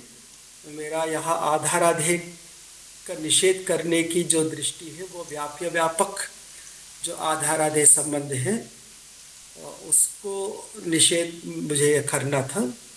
तो इस कारण से वहाँ शायद कोई मतभेद नहीं है, यानी जीवात्मा में दूसरा जीवात्मा व्याप्य अथवा व्याप्त दोनों ही पक्ष वहाँ नहीं हो पाएंगे। तो इस कारण से वहाँ कोई मतभेद नहीं है। आगे पीछे ऊपर नीचे का व्यवहार यदि हम गौण रूप से मानेंगे तो उसमें मुझे कोई आपत्ति नहीं है, क्योंकि आत्मा का अस्तित्व है, वो रहता है, ईश्वर उसको रहने का अवकाश देता है। अवकाश देता है तो अनेक आत्माएं हैं, तो एक दूसरे में तो रह नहीं सकते, जैसे एक दूसरे में यह व्यवहार भी गौण है। और इस कारण से वहाँ आगे पीछे इत्यादि जो है वो ईश्वर सापेक्ष संभव है, उसमें कोई मतभेद नहीं है। और परिमाण की जब बात है, शास्त्र तो अनुपरिमाण कहता ही है, पर अनुपरिमाण की व्याख्या कहीं भी उपलब्ध नहीं होता। अणु का मतलब छोटा, बस इतना ही है। इतना छोटा, इसकी कोई चर्चा नहीं है। तो इस कारण से ईश्वर की यानी परिमाण इतना है, इतना स्थान वो घेरता है, ये कहना मेरे ख्याल से इसमें कोई प्रमाण नहीं होगा। और वो स्थान घेरता है तो अवकाश देने वाला ईश्वर हो सकता है, प्रकृति नहीं, क्योंकि जिस समय प्रलय होता है, पूर्ण प्रलय हो जाता है, मूल सत्वरज स्तंभ की साम्यावस्था मात्र है, उस समय भी आत्मा रहता है, उसका स्वरूप वही रहेगा। उस समय आकाश नहीं है जो उसको अवकाश देवे, इसलिए आकाश सापेक्ष हम उसका परिमाण की चर्चा नहीं कर सकते हैं, क्योंकि उसको सदा के लिए ईश्वर ही अवकाश देता है। और ईश्वर में आकाशीय वस्तुओं की तरह लंबाई, चौड़ाई, गहराई इत्यादि की व्यवहार है या नहीं है, इसको लेकर कोई प्रमाण अभी तक उपलब्ध नहीं होता है। इस कारण से मैं उसको निषेध कर रहा हूँ, प्रमाण के अभाव से। हाँ, यदि कई प्रमाण हो ईश्वर में भी, ईश्वर जो अवकाश देता है वो भी इस भौतिक आकाश की तरह ही उसमें लंबाई, चौड़ाई इत्यादि ये सब होंगे, ऐसा कोई प्रमाण मिले तो हम उसको मान सकते हैं, पर अभी तक कोई प्रमाण ऐसा ना होने से मैं उसको स्वीकार नहीं कर पा रहा हूँ।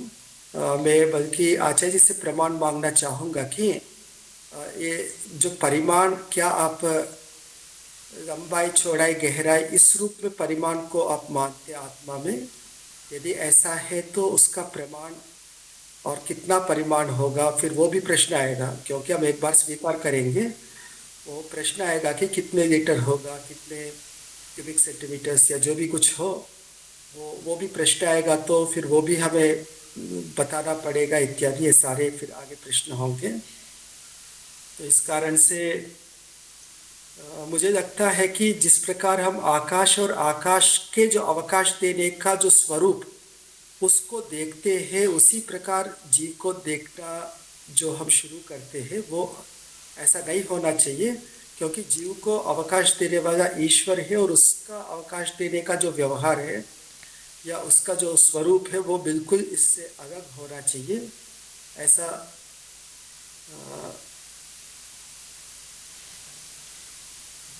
मेरा ये पक्ष है, मैं ऐसा मानता हूँ। तो और कुछ प्रश्न छूटा हो तो संकेत कर सकते, हो सकता है मैं भूल गया हूँ, क्योंकि कई विषय एक साथ आने पे सारे याद नहीं रहते हैं। और मेरा प्रश्न परिमाण को लेकर आपके विषय आपके लिए है।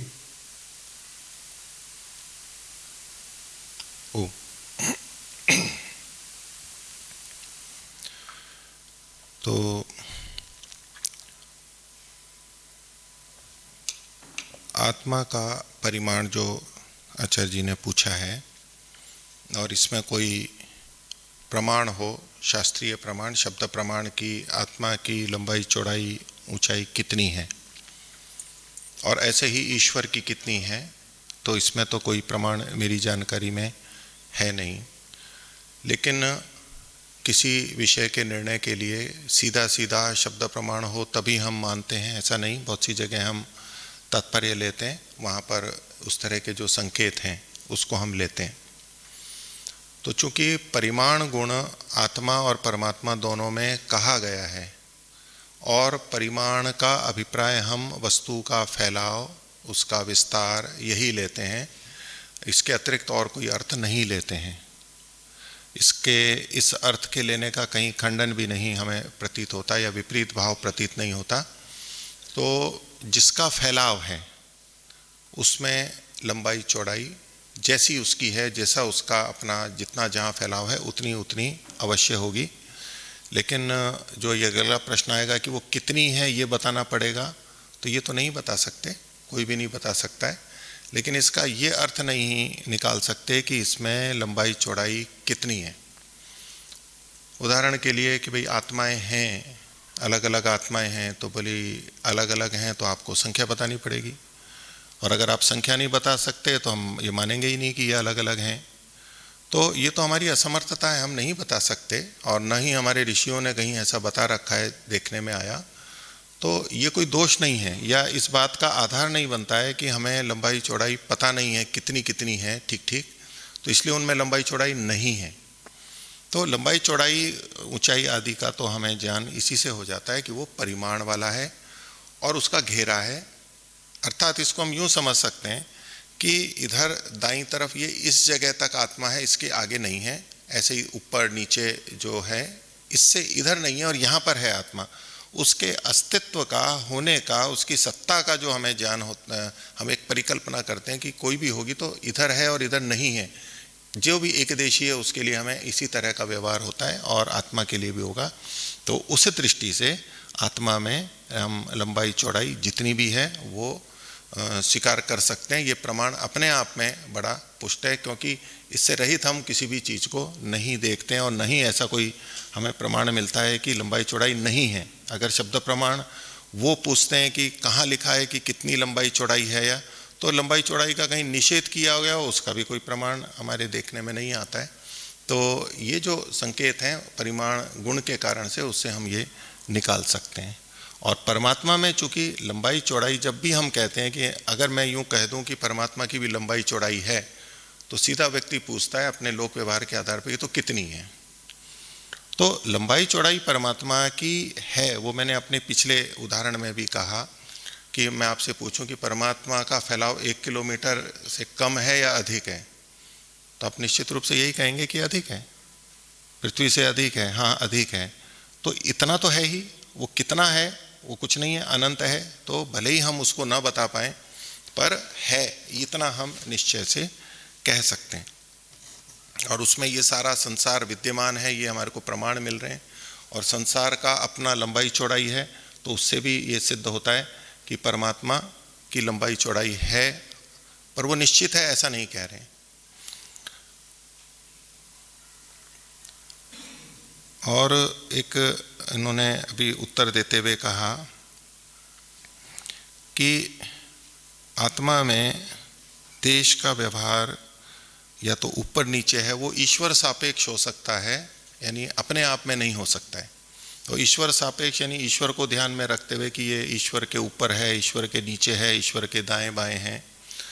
तो आत्मा के ऊपर ईश्वर है, आत्मा के दाएं बाएं ईश्वर है, आत्मा के अंदर ईश्वर है, इस रूप में तो ईश्वर सापेक्ष है। लेकिन ये आत्मा परमात्मा के दाएं हैं, बाएं हैं, ऊपर है, नीचे, ये तो व्यवहार नहीं हो सकता, वहाँ ठीक है। लेकिन ईश्वर निरपेक्ष भी, आत्मा का अपना भी जो है, मैंने पीछे भी इस बात का कथन किया था कि जब हम उसकी परिधि, उसका घेरा, उसका फैलाव मानते हैं, तो उसका जो व्यास भी मानेंगे, ऊपर नीचे मानेंगे, तो वहाँ वो व्यवहार ईश्वर निरपेक्ष भी आत्मा के अंदर हो सकता है। इसके लिए ईश्वर सापेक्ष ही हो ऐसा आवश्यक नहीं है। और जब आत्मा में हो सकता है तो स्थान तो होगा ही। और जैसा कि आपने जो पहले कहा था कि आत्मा में स्थान का व्यवहार नहीं होता है, उसको सिद्ध करने के लिए आप इस रूप में शायद कथन कर रहे हैं। लेकिन आप ही ने ईश्वर के बारे में कहा कि ईश्वर आत्मा को अवकाश देता है, स्थान देता है, क्योंकि प्रलय अवस्था में जबकि ये आकाश नहीं होता है, अभी तो आकाश को कोई कह भी दे, लेकिन जब ये आकाश नहीं होता है स्थान देने वाला या निष्क्रमण प्रवेशन वाला, तब भी परमात्मा स्थान देता है। तो स्थान का या देश का प्रयोग तो आपने किया ही है। तो देश का व्यवहार आत्मा के साथ होता है, ये आपके कथन से मुझे स्पष्ट लग रहा है। तो जब स्थान का व्यवहार होता है तो उसके अस्तित्व का हमारे को व्यवहार हो जाता है। तो उस दृष्टि से मैं सोचता हूँ कि उन्होंने जो बातें कही हैं मैंने उसका उत्तर दे दिया है। हाँ, एक जो आपने कहा कि ये जो अवकाश देना है ये 2 प्रकार का होता है, ये मैं भी अपने प्रस्तुति में देना चाहता था, बताना चाह रहा था, पर उस समय वो नहीं दे पाया मैं। तो वो किस दृष्टि से कह रहे हैं, उनका केवल एक संकेत है कि आकाश जिस तरह से अवकाश देता है वो एक अलग है, और परमात्मा जिस तरह से अवकाश देता है वो भिन्न प्रकार का है। तो इतना ही खैर उन्होंने कहा, लेकिन ये अवकाश देना दोनों अलग अलग हैं। अर्थात जड़ पदार्थों में जो है ये बात, ये सूक्ष्म स्थूल के संदर्भ में भी हम देख सकते हैं, जो कि अग्नि और लोहे का जो उदाहरण महर्षि ने दिया। तो ये जो एक दूसरे में प्रवेश करना है ये 2 तरह से होगा, मैं इस बात से सहमत हूँ। और मैं जिस तरह से समझ पाया मैं व्याख्या कर रहा हूँ, आचार्य जी अगर उससे सहमत हैं तो वो बता देंगे, और नहीं तो असहमति उनका जो वो किस तरह से 2 व्याख्याएं कर रहे हैं वो भी बता देंगे। तो जो जड़ पदार्थ हैं वो सत्वर स्तंभ से बने हैं, और सारे चीज़ें चूँकि त्रिगुणात्मक हैं, और हम ये मानते हैं कि जो सत्वर स्तंभ है वो एक दूसरे में, यानी जो त्रिगुणात्मक है जो बना हुआ है वो प्रवेश एक दूसरे में नहीं होता, लेकिन आत्मा में प्रवेश हो सकता है। तो जो चाहे लोहे का और ये सब उदाहरण हैं कि एक पत्थर के अंदर पानी चला जाता है, या मिट्टी में पानी चला जाता है, या पानी में चीनी घुल जाती है, इत्यादि जो उदाहरण हमें लोक में मिलते हैं कि वो सूक्ष्म उसमें प्रवेश कर गया, अग्नि प्रवेश कर गई लोहे में इत्यादि, उसमें बहुत सारी भिन्नता भी हैं। लेकिन वहाँ हम इस बात को स्वीकार करते हैं कि ये सारे सावयव पदार्थ हैं, और जो सावयव पदार्थ हैं उनके जिस संघात से वो बने तो उनके बीच में रिक्त स्थान होता है, या दूसरे शब्दों में कहें तो बीच में आकाश होता है, अवकाश होता है। तो जो दूसरी चीज़ वहाँ पर प्रवेश करती है सूक्ष्म, वो उसके रिक्त स्थान में प्रवेश करती है। तो ये एक व्यापकता है जो महर्षि ने दृष्टांत दिया, क्योंकि जो आत्मा और परमात्मा वाला जो साध्य था, दृष्टांत था, वैसा तो कोई उदाहरण मिल ही नहीं सकता था, इसलिए एक स्थूल उदाहरण दिया गया। लेकिन ये जो व्याप्य व्यापक है ये दोनों में भिन्नता है कि अग्नि और या जड़ पदार्थ जो आपस में एक दूसरे में प्रवेश करते हैं सूक्ष्म स्थूलता के आधार पर, वो अंततः जो अंदर के कण हैं उनमें एक दूसरे में प्रवेश ना हो करके वो उसके आसपास में होते हैं, क्योंकि वो सावयव होते हैं और उनमें छिद्र होता है, वो बने हुए होते हैं। और चूंकि मूल जो कण है नित्यम परिमंडलम की दृष्टि से, तो कंची की दृष्टि से गोल मान करके मैं कथन कर रहा हूं, वो कितनी भी पास में हो लेकिन उनके बीच में आपस में स्थान रहेगा। तो ऐसा आत्मा परमात्मा के संदर्भ में नहीं है कि परमात्मा आत्मा को छोड़ करके उसके या आत्मा के अंदर कहीं रिक्त स्थान है वहां परमात्मा प्रवेश किया हुआ है, जैसे कि रुई में पानी घुसा हुआ हो। तो परमात्मा आत्मा में घुसा हुआ है, रिक्त स्थान है, वहां प्रवेश करता हो, ऐसा नहीं है। तो ये जो आत्मा परमात्मा की व्यापकता है, व्याप्य व्यापक भाव है, ये एक भिन्न प्रकार का है और जड़ पदार्थों में जो उदाहरण के रूप में दिए गए उसमें भिन्न प्रकार का है। तो ऐसे ही आकाश जो अवकाश प्रदान करता है वो भिन्न प्रकार का है, और परमात्मा जो आकाश या अवकाश प्रदान करता है, जो उन्होंने प्रमाण दिया उसके आधार पर वो दोनों में भिन्नता है, ये मैं भी स्वीकार करता हूँ। और ये भिन्नता यदि हमें नहीं हम विचार में लाते हैं तो इसीलिए लोग प्रश्न करने लग जाते हैं कि यदि जैसे ये एक दूसरे में प्रवेश करते हैं और आत्मा भी एक दूसरे में प्रवेश करेंगी तो फिर वो अंदर उसमें छिद्र मानना पड़ेगा। परमात्मा के संदर्भ में तो छिद्र नहीं मानते हैं, क्योंकि लेकिन आत्मा के संदर्भ में अगर प्रवेश करता है तो वैसे तो प्रवेश करता नहीं है, मेरा सिद्धांत तो ये है। तो आत्मा परमात्मा जो आपस में प्रवेश करते हैं या परमात्मा आत्मा में प्रवेश करता है उसमें किसी में छिद्र नहीं होता है। आत्मा में छिद्र है इसलिए प्रवेश करता हो ऐसा नहीं है, आत्मा में आकाश या अवकाश है इसलिए परमात्मा वहाँ प्रवेश कर पाता हो ऐसा नहीं है, वो हेतु नहीं है। यहाँ हेतु है सूक्ष्मता का, और ये जो सूक्ष्मता और स्थूलता है ये दोनों की भिन्नता प्रकार की है। ये जो व्याप्य व्यापक संबंध जड़ पदार्थों का और आत्मा परमात्मा का, या तो परमात्मा का कार्य जगत के साथ में या कारण जगत के जड़ जगत के साथ जो व्याप्य व्यापक संबंध है वो दोनों में ये भिन्नता है। और यहाँ जो हम सूक्ष्मता शब्द का प्रयोग करते हैं उसमें भी भिन्नता है, वही रिक्त स्थान वाली बात से। तो मैं इस दो प्रकार का जो भेद है वो मैं स्वीकार करते हुए चलता हूँ। तो ऐसे ही निरवयव पदार्थों में जो है, क्योंकि आत्मा और परमात्मा दोनों निरवयव हैं, तो इनमें जो प्रवेश होगा वो बिना छिद्र के होगा। और उस स्थिति में आत्मा में परमात्मा तो जा सकता है सूक्ष्मता के कारण, लेकिन आत्मा चूंकि सब आत्मा समान है और आपस में एक दूसरे का छिद्र भी नहीं है, एक दूसरे में निरवयव हैं, इसलिए वो प्रवेश नहीं कर सकता है। तो मैं सोचता हूँ कि मैंने भी जो मेरे को बोलना था ये दिया, और जो उन्होंने प्रश्न किए वो मैं उत्तर भी दिया। मैं मैं प्रश्न कर सकता हूँ वैसे थोड़ा एक दो और, जो उन्होंने अपने 3 निष्कर्ष लिखे हैं। कि जब पहला है कि जीवात्मा स्थान नहीं घेरता है, तो इसके लिए तो उन्होंने जो स्थान नहीं घेरता है उसमें कोई जो हेतु है इत्यादि, लेकिन जो दूसरा बिंदु है वो समान है कि एक जीवात्मा के अंदर दूसरे जीवात्मा का प्रवेश होना संभव नहीं है। तो यदि स्थान घेरते हैं तभी एक दूसरे का प्रवेश संभव नहीं है। जो उनका दूसरा निष्कर्ष है वो तभी हो सकता है जब स्थान नहीं घेरते हो, नहीं जब स्थान घेरते हो। यदि स्थान नहीं घेरते हैं, पहला वाला उनका बिंदु है, तो दूसरे में मुझे विरोध प्रतीत होता है। अगर स्थान नहीं घेरते हैं तो फिर तो प्रवेश संभव होना चाहिए आपस में, स्थान अगर नहीं घेरते हैं तो। और जो टकराव वाली बात है, उन्होंने कहा कि जीवात्माओं का इसमें तो कोई प्रसंग ही नहीं है। तो यदि उनकी दृष्टि से मैं जो एक संभावना रखी कि कभी ना कभी किसी जगह ऐसा स्थल हो सकता है, तो अगर उसको प्रसंग नहीं है तो हटा देंगे। लेकिन यदि प्रसंग बनता है तो उनके जो उनका निष्कर्ष है कि एक आत्मा के अंदर दूसरी आत्मा का होना संभव नहीं है, तो उस हेतु को देखते हुए यदि कभी प्रसंग बनता है तो उनमें टक्कर ही होगी, वही उनका निष्कर्ष आना चाहिए। वो अंदर प्रवेश तो करेगा नहीं, ये चूंकि वो मानते हैं। और जो आप आधार आधेय का जो आपने अपना स्पष्टीकरण दिया कि वो ऊपर वाला नहीं है, वो व्याप्य व्यापक संबंध की दृष्टि से आपने आधार आधेय सांसर्गिक जो व्याप्य व्यापक संबंध है, तो ठीक है। उनका जो सांसर्गिक जैसे दूध में घी का जो आपने उदाहरण दिया, यद्यपि वो भी लौकिक ही उदाहरण होता है, लेकिन एक आत्मा में दूसरी आत्मा का इस तरह से घुलना मिलना नहीं होता। तो उस दृष्टि से तो मेरा भी यही पक्ष है। ओम। आचार्य रविंद्र जी, आप कुछ कहना चाहते हैं या पूछना चाहते हैं? बीच में एक प्रश्न किया था, वो अब ध्यान से उतर गए हो। प्रश्न ये किए थे, वक्तव्य के बीच में एक प्रश्न किया था, अंत में जो किया वो तो ठीक है, बीच में किया था। आचार्य जी बताइए। एक तो आत्मा का जो ऊपर नीचे कथन है वो ईश्वर सापेक्ष ही होता है, आत्मा सापेक्ष नहीं होगा, ये जो आपने। ठीक है, याद आया जी। हाँ, तो अब मैं एक तो ईश्वर सापेक्ष कहने का मेरा तात्पर्य कुछ अलग था, शायद वो स्पष्ट भाव संप्रेषित नहीं कर पाया मैं अपना। ईश्वर सापेक्ष का मतलब एक तो अवकाश दो वस्तु देते हैं, एक तो आकाश देता है और दूसरा ईश्वर देता है।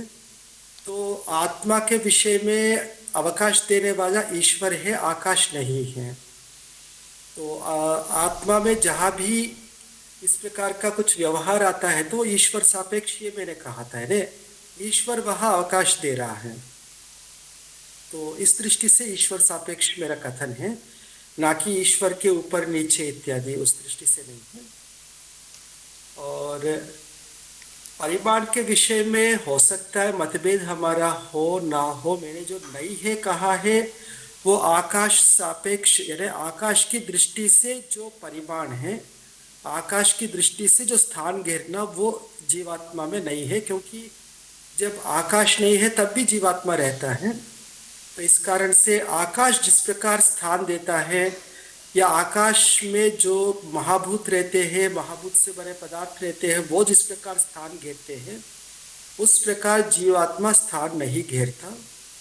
ईश्वर की दृष्टि से ईश्वर अवकाश देता है का मतलब ईश्वर में ये कुछ स्थान घेरते, वह स्थान घेरना कह सकते नहीं कह सकते ये भी मैं निश्चितता से नहीं कह सकता, पर एक स्थूल प्रयोग हो सकता है कि अवकाश लेता है, ये तो हम कह ही सकते, क्योंकि ईश्वर अवकाश दान देता है तो आत्मा अवकाश ग्रहण करता है। उस अवकाश ग्रहण करने को स्थान घेरना हम कह सकते हैं।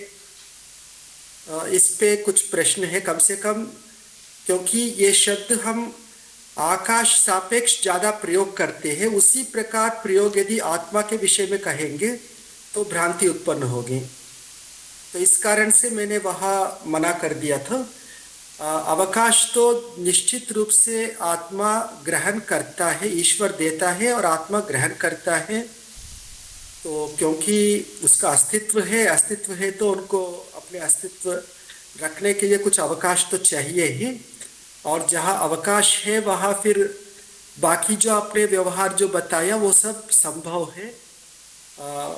ठीक है, टकराने का कोई व्यवहार नहीं है, इस कारण से वो मैंने उसका उत्तर नहीं दिया, पर फिर भी उसको लेकर विशेष चर्चा करनी है। तो मेरा भी मत वही है कि क्योंकि प्रवेश संभव नहीं है, एक स्थान यानी एक अवकाश में दो आत्माओं का रहना संभव नहीं है, इस कारण से टक्कर होगी, यही कह सकते हैं वहाँ, उसमें कोई वो बात नहीं है।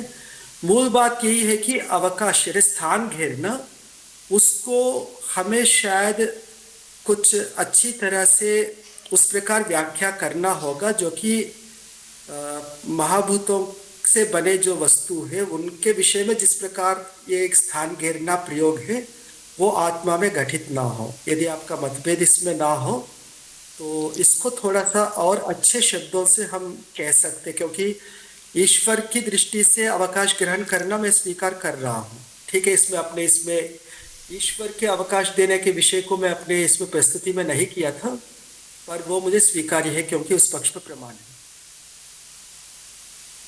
जी। आचार्य बड़े ओम। जी हाँ। हाँ, आवाज़ आ रही है?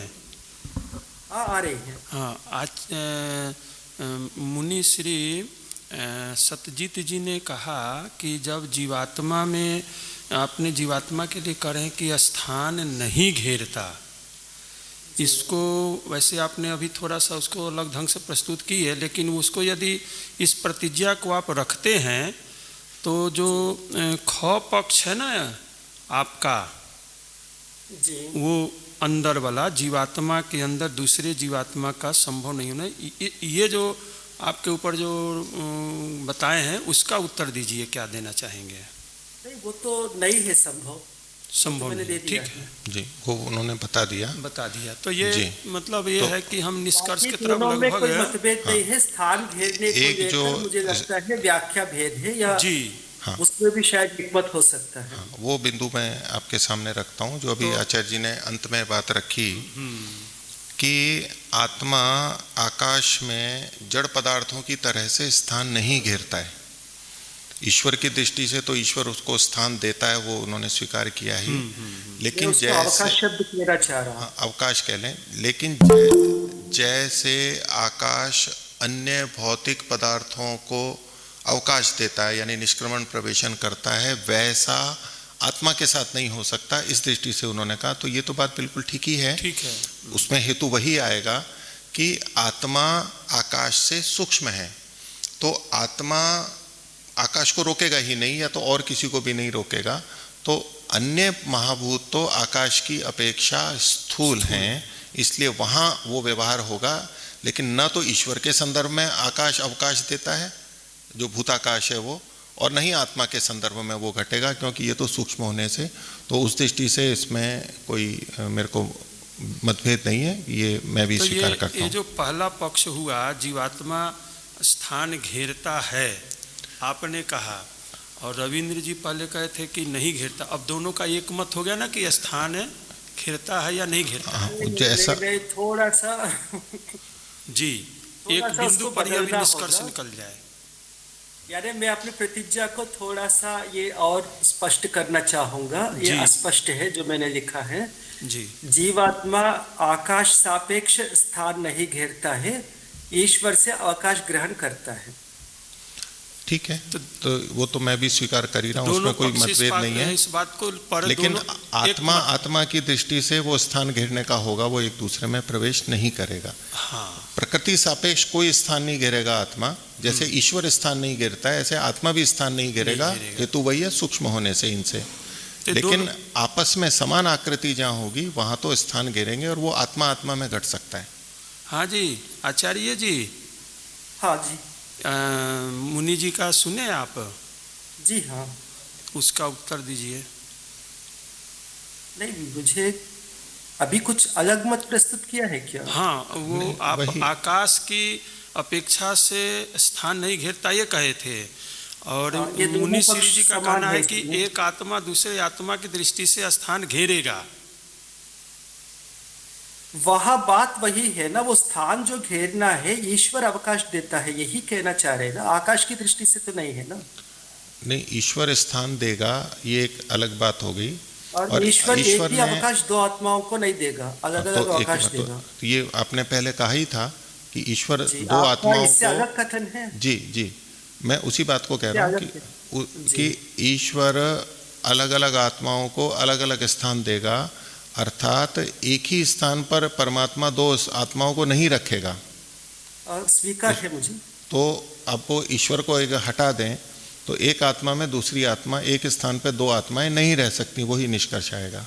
जी, हाँ, इसको आप चाहे मतलब हटा कि के ऐसा स्थान देख घेरता सकते, है। पर वास्तव में ईश्वर के अवकाश दिए बिना आत्मा के अस्तित्व को ही, फिर अस्तित्व पर ही प्रश्न आएगा।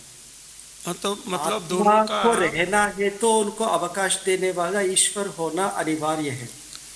नहीं, मैं ईश्वर अवकाश देता है हाँ। या नहीं देता है तो उसको मानने में भी मेरे को कोई आपत्ति नहीं है, न ही मैंने इस ईश्वर सापेक्ष कोई कथन किया था। निरपेक्ष रूप से दो आत्माएं, दोनों का अस्तित्व है, दोनों की सत्ता है और समान है सूक्ष्मता आकार में, तो प्रवेश नहीं कर सकते। मेरा इतना ही तो प्रतिपादन था। मेरा प्रश्न वह आएगा कि जब आप आकाश को भी हटा दिया, ईश्वर को भी हटा दिया, तो ये स्थान देना लेना आप क्या इसको सहज मान रहे हैं, अथवा ये स्थान देना लेना किसी वस्तु के द्वारा किया जाता है ये मान रहे हैं? नहीं, देखिए, वैसे तो ईश्वर को हटा नहीं सकते हम, वो तो सर्वव्यापक है ही, लेकिन एक विचारणा की दृष्टि से, एक तत्व की दृष्टि से जब हम कथन कर रहे हैं, और ये इसमें मैं एक- पहले भी स्पष्ट कर चुका कि आत्मा स्वयं चल के जाता है या ईश्वर ले जाता है, वो भी मैं इस बिंदु को बीच में नहीं ला रहा हूँ। वो भले ही ईश्वर की व्यवस्था से जा रहा है, ईश्वर स्थान दे रहा है, तो यदि आत्मा स्थान नहीं घेरती तो परमात्मा आपके पक्ष में भी एक आत्मा में से दूसरी आत्मा को ले जा सकता था।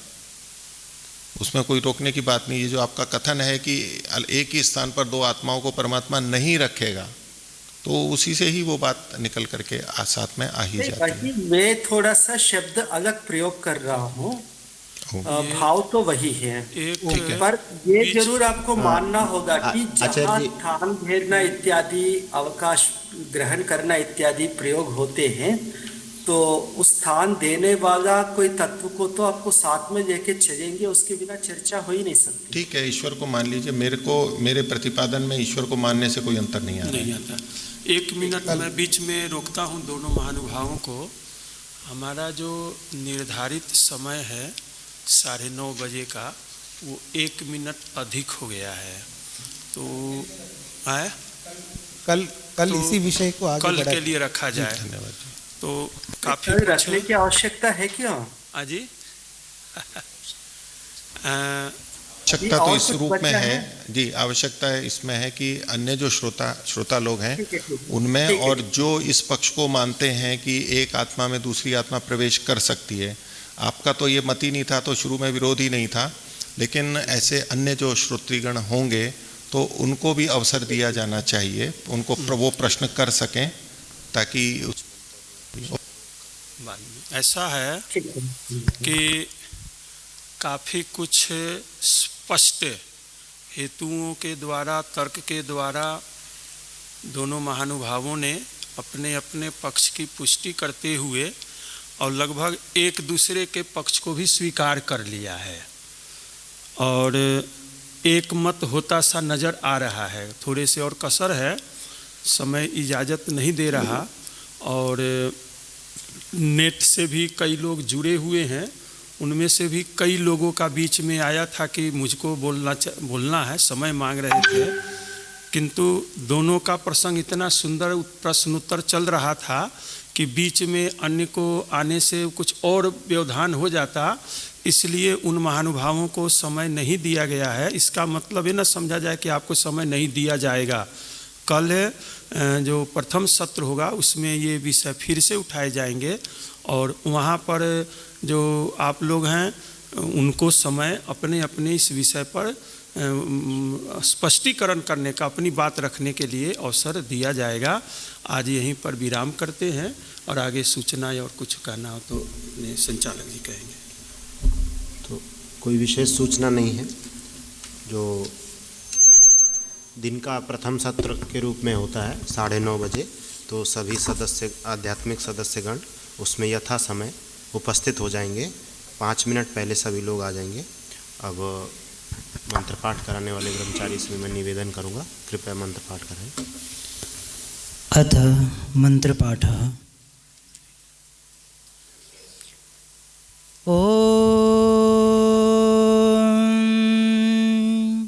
यज्जाग्रतो दूरमुदयति दैवं तदुसुप्तस्य तथैवैति दूरंगमं ज्योतिषां ज्योतिरेकं तन्मे मनः शिवसंकल्पमस्तु। येन कर्माण्यपशो मनीषिणो यज्ञे कृण्वन्ति विदथे शुधीराः। यदपूर्वं यक्षमन्तः प्रजानां तन्मे मनः शिवसंकल्पमस्तु। यत्प्रज्ञानमुत चेतो धृतिश्च यज्ज्योतिरन्तरमृतं प्रजासु।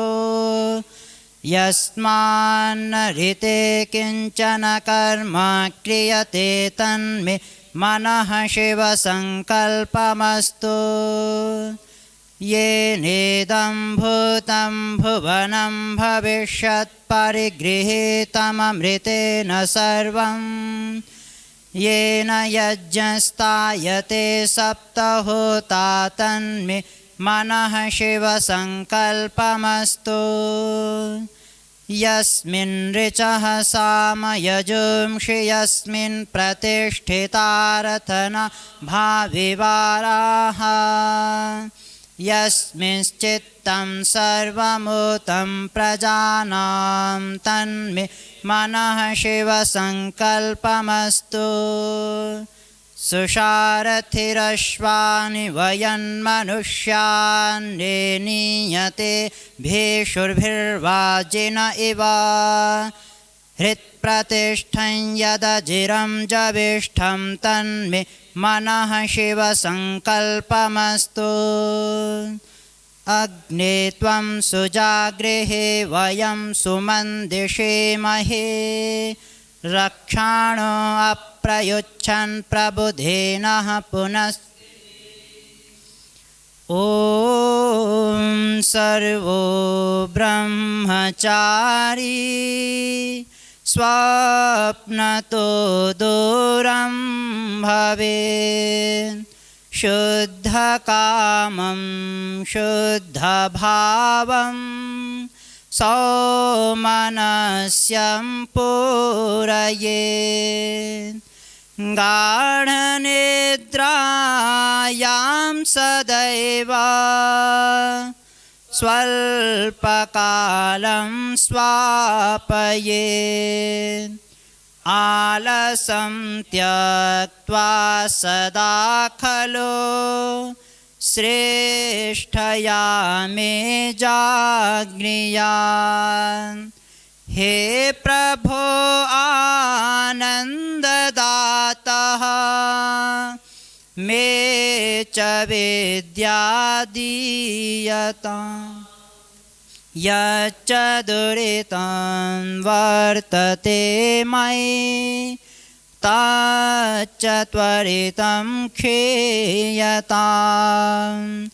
गृह्यतां शरणे ह्ययन्ते सत्यशीलो येन स्याम् ब्रह्मचारी धर्मरक्षक वीरव्रतधारी भवेत् ॐ सर्वो ब्रह्मचारी स्वप्नतो दूरं भवेत् शुद्धकामं शुद्धभावं सौमनस्यं पूरयेत् ॐ